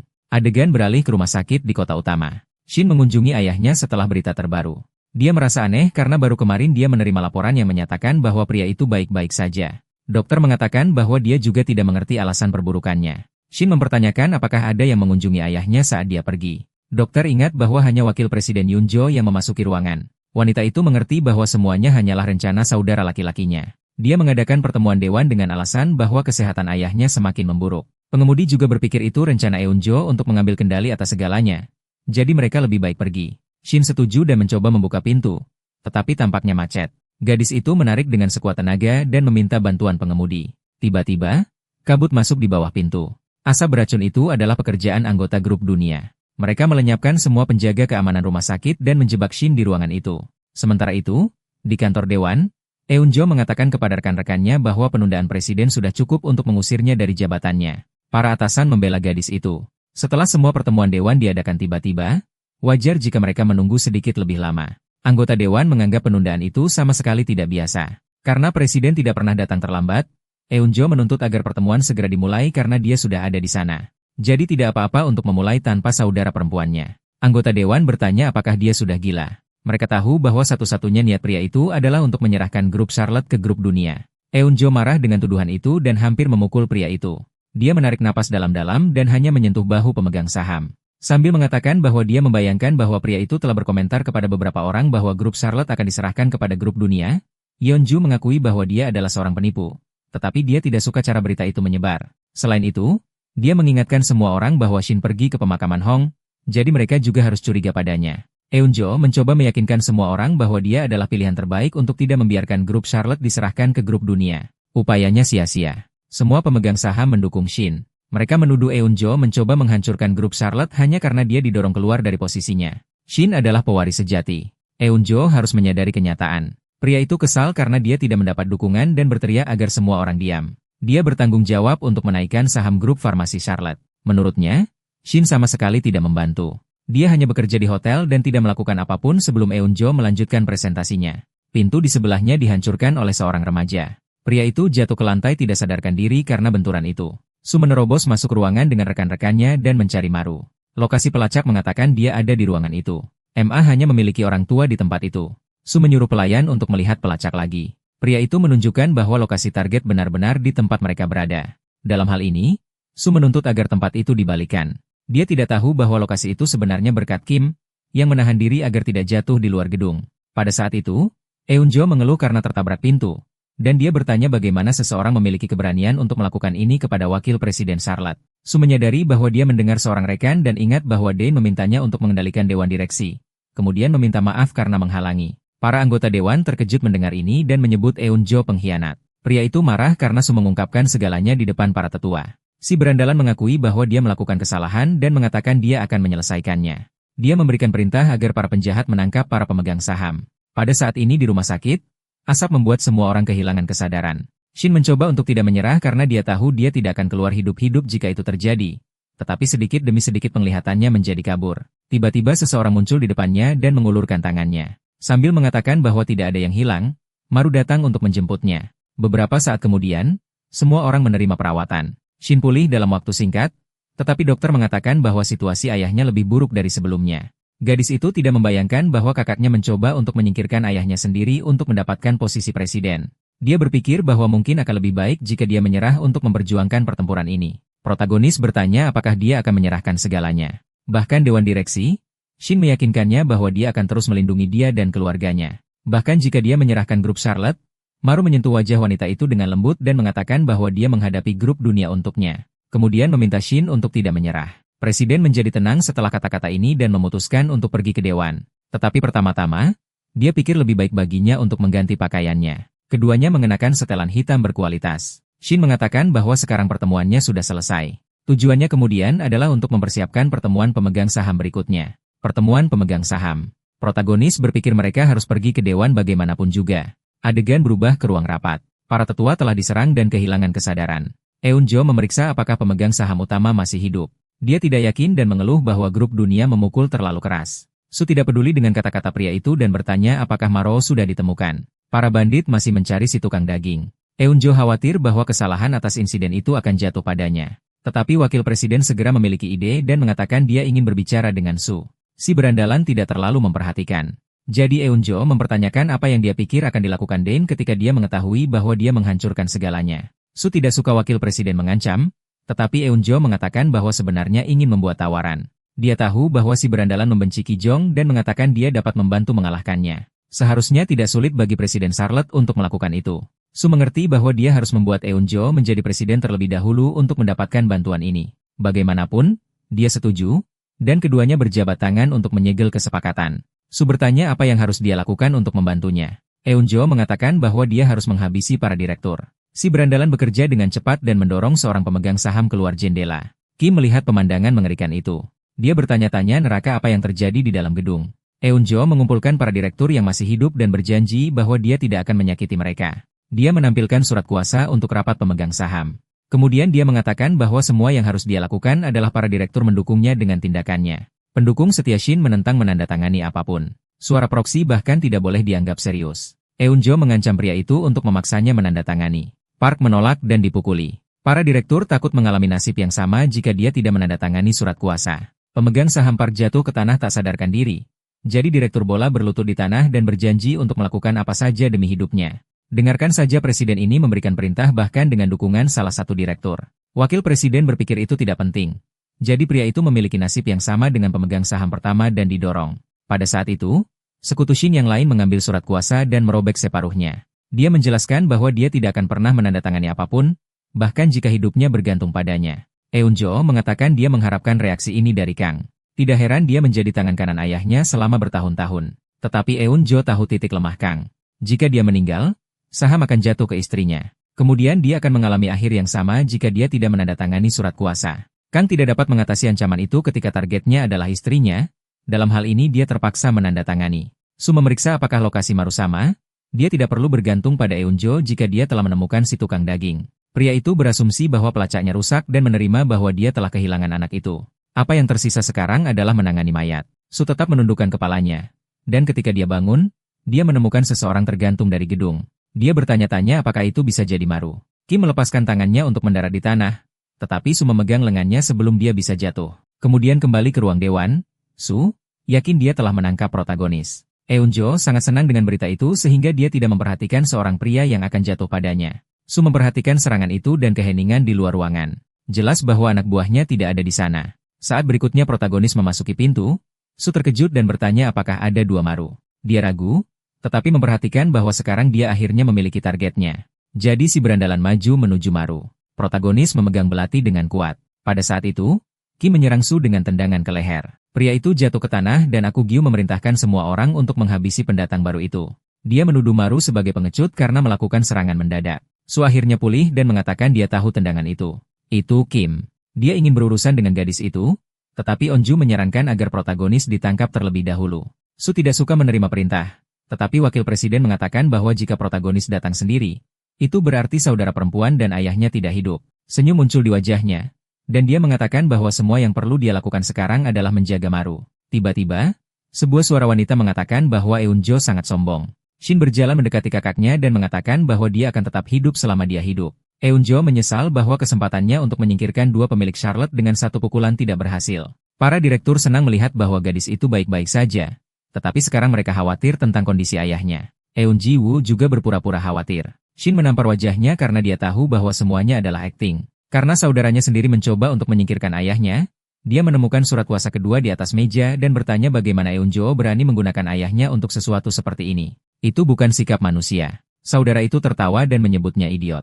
Tanda tangan yang dia dapatkan sudah cukup untuk mengalahkan para pemegang saham. Kemudian dia akan menjadi presiden berikutnya. Wanita itu hanya menghancurkan kertas itu seolah-olah itu bukan apa-apa. Dengan kepuasan di matanya, dia bertanya apakah pria itu berkampanye dengan selembar kertas yang bahkan belum terdaftar oleh hukum. Tampaknya wakil presiden lebih bodoh dari yang dia kira. Pria itu tetap menundukkan kepalanya bertanya-tanya apakah dia benar-benar perlu mendaftarkan sesuatu dalam hukum. Dia tidak tahu itu. Dalam hal ini, opsi terakhir yang tersisa adalah menyingkirkan presiden. Su bergegas menyelesaikan tugasnya. Shin berdiri diam, sementara sekutu barunya mengurus segalanya. Setelah pria itu jatuh ke tanah mengeluh kesakitan, Ki menjelaskan bahwa dia harus membersihkan kekacauan Maru di kantor polisi. Selain berdiri di luar jendela dengan tangan kosong sepanjang waktu, biayanya akan dihitung, dan dia sebaiknya bersiap. Maru mengatakan dia akan membayar semuanya. Perintah terakhirnya adalah agar Ki membawa Shin dan yang lainnya menjauh dari gedung. Tokoh utama bermaksud untuk tinggal untuk menghabisi Su. Eunji mencoba meyakinkan para berandalan untuk melenyapkan. Ki menjawab bahwa dia akan membuatnya menggigit anggota tubuhnya di antara kedua kakinya jika dia terus menghalangi. Berandalan Su memutuskan untuk mengesampingkan Maru untuk saat ini dan menyerang Shin. Serangannya diblokir oleh belati tokoh utama. Presiden memintanya untuk berhati-hati. Berandalan itu menyadari bahwa akan sangat memalukan jika dia berakhir dengan anak laki-laki itu di depan orang yang dicintainya. Jadi dia memutuskan untuk melakukannya. Maru akhirnya terganggu dan sebuah sayatan dibuat di lehernya. Dia menyalahkan dirinya sendiri untuk ini dan menyadari bahwa air lawannya benar-benar kuat. Pertarungan berlanjut antara keduanya. Meskipun berandalan itu bagus, dia jauh dari dibandingkan dengan kepala Hong dan kepala Ki Jong. Keduanya bertukar beberapa pukulan. Untungnya, bilah tukang daging menyebabkan luka di bawah lengan saingan. Su terlihat terkejut menjadi semakin marah, mencoba banyak pukulan dan keterampilan untuk memukul protagonis. Tendangannya salah sampai Mario melumpuhkan salah satu kakinya dan kemudian menjatuhkan pria itu ke tanah. Kemudian dia mematahkan hidung lawannya dengan pukulan dari kepalanya. Pada akhirnya, dia membuat beberapa gerakan dengan belati. Su jatuh ke tanah terluka. Eunjo tidak senang dengan hasilnya. Dia berteriak bahwa jika dia tahu bahwa berandalan itu sangat lemah, akan lebih baik untuk mempekerjakan Ki Jong untuk pekerjaan itu. Su menutupi wajah Eunjo dengan tangannya dan melemparkannya ke tanah. Saudara Shin terluka parah dalam serangan itu. Tokoh utama tidak menyangka bahwa Su bisa bergerak bahkan setelah begitu banyak luka. Dia berdiri diam dengan acuh tak acuh. Maru tidak tahan dan ingin tahu apakah dia tidak bisa merasakan sakit. Su menjawab bahwa dia benar. Kemudian pertarungan dimulai lagi. Tokoh utama menyadari itu lebih buruk dari yang dia kira. Sulit untuk mengalahkan seseorang yang tidak merasakan sakit. Caranya adalah mengincar arterinya. Su terkejut dengan serangan itu, tetapi mengatakan bahwa dia bukan orang pertama yang memikirkan hal seperti ini. Pada saat itu, belati berandalan itu mematahkan pisau tokoh utama. Dia berkomentar bahwa dia pikir pembunuh Hong itu terampil, tetapi dia salah. Setelah kata-kata ini, dia meraih tokoh utama di batangnya dan melemparkannya ke dinding beton. Jadi ingin menyelesaikan ini sesegera mungkin karena dia bermaksud untuk menghabisi Kim. Kemudian dia mempersiapkan serangan terakhir. Sementara itu, di luar gedung dewan, kepala keamanan di Hotel Charlotte menunggu Shin. Bei mengatakan dia mengurus orang-orang di lantai ini dan memanggil helikopter. Shin mengatakan dia akan menunggu Maru. Mereka akan pergi bersama. Bae menjelaskan bahwa keselamatan presiden adalah prioritas. Maru memintanya untuk mengurus segalanya. Itu sebabnya Shin harus pergi dulu. Kim meyakinkan situasi dengan mengatakan bahwa rekan tukang dagingnya adalah jenis iblis yang kembali bahkan dari neraka. Tidak ada alasan untuk khawatir.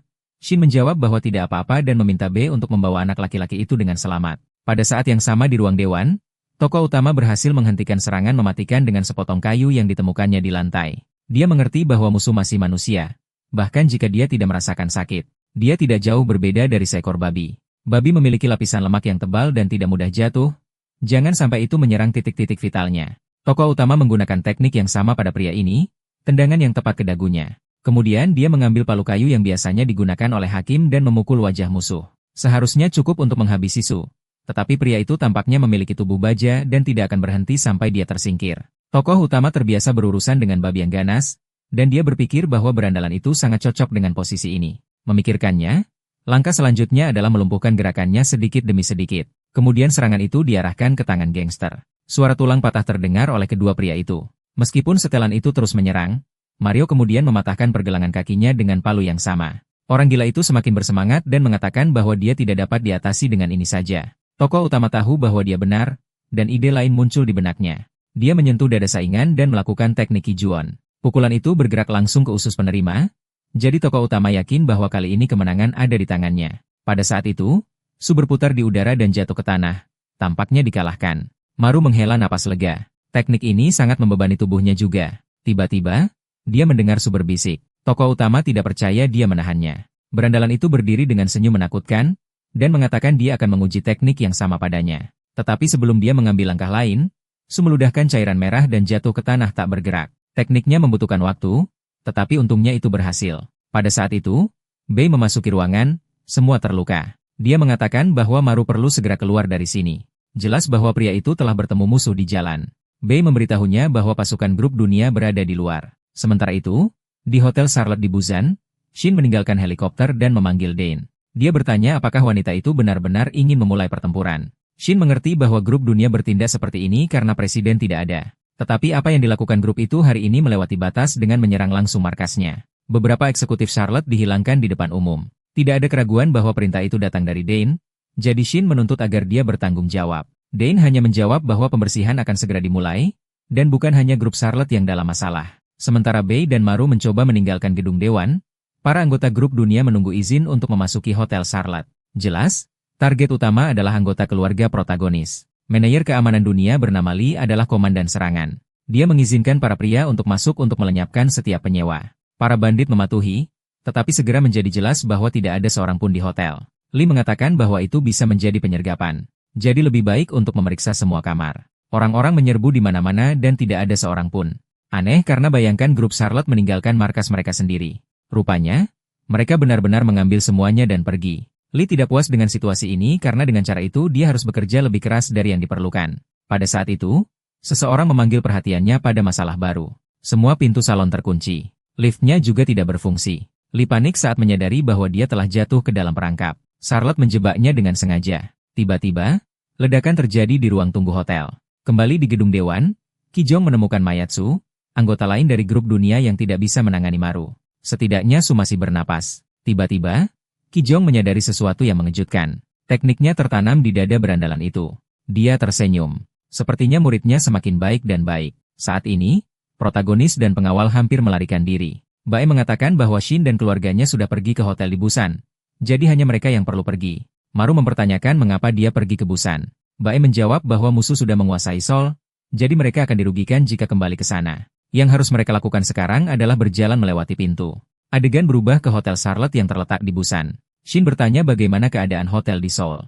Dia menerima informasi bahwa bom sudah diaktifkan, dan World Group akan bertanggung jawab atas tindakan tersebut. Penjaga keamanan menambahkan bahwa peternakan itu mengatakan bahwa orang Jepang sedang dalam perjalanan, tetapi mereka mungkin membutuhkan waktu untuk tiba. Shin mengatakan bahwa situasinya mengerikan, jadi dia berharap mereka akan mendapatkan keuntungan di beberapa titik. Tiba-tiba, seorang gadis melompat ke pelukannya. Shin takut oleh Naru dan bertanya apa pendapatnya tentang hotel di Busan. Adik protagonis menjawab bahwa itu hebat. Dimungkinkan untuk melihat laut dan fasilitasnya juga sangat baik. Naru sangat ingin menikmati tempat itu bersama kakaknya. Dia segera menyadari bahwa Kim tidak bersama presiden dan bertanya kemana wanita itu pergi. Shin mengatakan bahwa dia perlu menyelesaikan beberapa masalah. Semua orang akan segera bertemu. Adegan beralih ke masa lalu, ketika Kim mengetahui bahwa tujuannya adalah Hotel Charlotte di Busan, bukan Seoul. Shin menjelaskan bahwa mereka perlu berkumpul kembali di Busan dan mempersiapkan serangan balik di sana. Kim hanya mengambil pakaian parasutnya dan membuka pintu helikopter. Shin mencoba menghentikannya melompat. Sia-sia. Kembali di gedung dewan, para anggota grup dunia diselamatkan. Kijung berpikir bahwa Eunjiu adalah buang-buang waktu untuk kelompoknya. Di sisi lain, Para bandit membawa Su. Wakil Presiden mencoba meyakinkan bos bahwa dia masih seseorang yang penting. Dia menampilkan lokasi protagonis di ponsel. Kiju merasa aneh karena target bergerak sangat cepat, di luar kemampuan manusia. Pada saat yang sama di Hotel Charlotte, petugas pemadam kebakaran mencoba mengendalikan api. Para tetangga melaporkan bahwa mereka mendengar teriakan dan kemudian ledakan. Kemungkinan tidak ada seorang pun yang hidup. Lee secara mengejutkan meninggalkan tempat itu tanpa terluka. Petugas pemadam kebakaran menyuruh pria itu pergi ke rumah sakit. Berandalan itu hanya mendorongnya. Tiba-tiba, teleponnya berdering panggilan dari Ki Joang. Lee memasang senyum palsu saat berbicara dengan atasannya dan memperingatkannya bahwa tempat itu adalah jebakan. Ada ledakan tak lama setelah mereka masuk. Ki Joang menyela dia untuk mengatakan bahwa dia memiliki lokasi tukang daging itu. Jadi Lee harus pergi ke sana dengan bala bantuan. Bandit itu menjadi gila ketika dia menerima perintah baru. Dia ingat bahwa dia baru saja mengatakan bahwa dia hampir dieliminasi. Tetapi Ki Jong sudah mendapatkan pekerjaan lain tanpa memikirkan kondisinya. Adegan berubah menjadi setengah jam kemudian, Ki mencoba menyelinap ke apartemen temannya di Seoul, tetapi dengan cepat diketahui. Teman-teman berasumsi bahwa dia memutuskan untuk mengunjungi mereka karena dia tahu bahwa menu hari itu adalah ramyun. Gadis itu diundang untuk menghadiri perjamuan. Semua orang senang dengan kedatangannya karena sudah lama sejak terakhir kali mereka melihatnya. Kim juga senang bisa bersatu kembali dengan mereka, tetapi dia terpaksa mandi sebelum makan. Gadis itu menuruti perintah itu dan mengatakan bahwa dia datang untuk mengunjungi mereka karena dia akan menghilang untuk sementara waktu. Teman-teman berpikir lucu bahwa dia memperingatkan mereka, karena gadis itu menghabiskan waktu berbulan-bulan jauh dari rumah. Bagaimanapun, Kim bergegas dan mandi. Dia mengenakan pakaian bersih dan bersemangat untuk bergabung dengan teman-temannya, tetapi pemandangan yang dia temukan ketika dia kembali sangat mengerikan. Semua orang telah dieliminasi di ruangan itu. Lee menatapnya dengan jijik dan mengatakan bahwa gadis itu tidak terlihat seperti Maru. Mungkin mereka melewati lokasi yang salah, tapi dia tidak sedih. Lee meminta Kim untuk tidak salah paham. Dia tidak mengeliminasi anggota keluarganya. Faktanya, Lee tiba beberapa waktu lalu dan menemukan semua orang di tanah. Orang-orang Ki Jong melakukan semua pekerjaan kotor itu. Dia hanya pergi ke sana untuk menjemput Maru. Lee berharap dia memahami situasinya.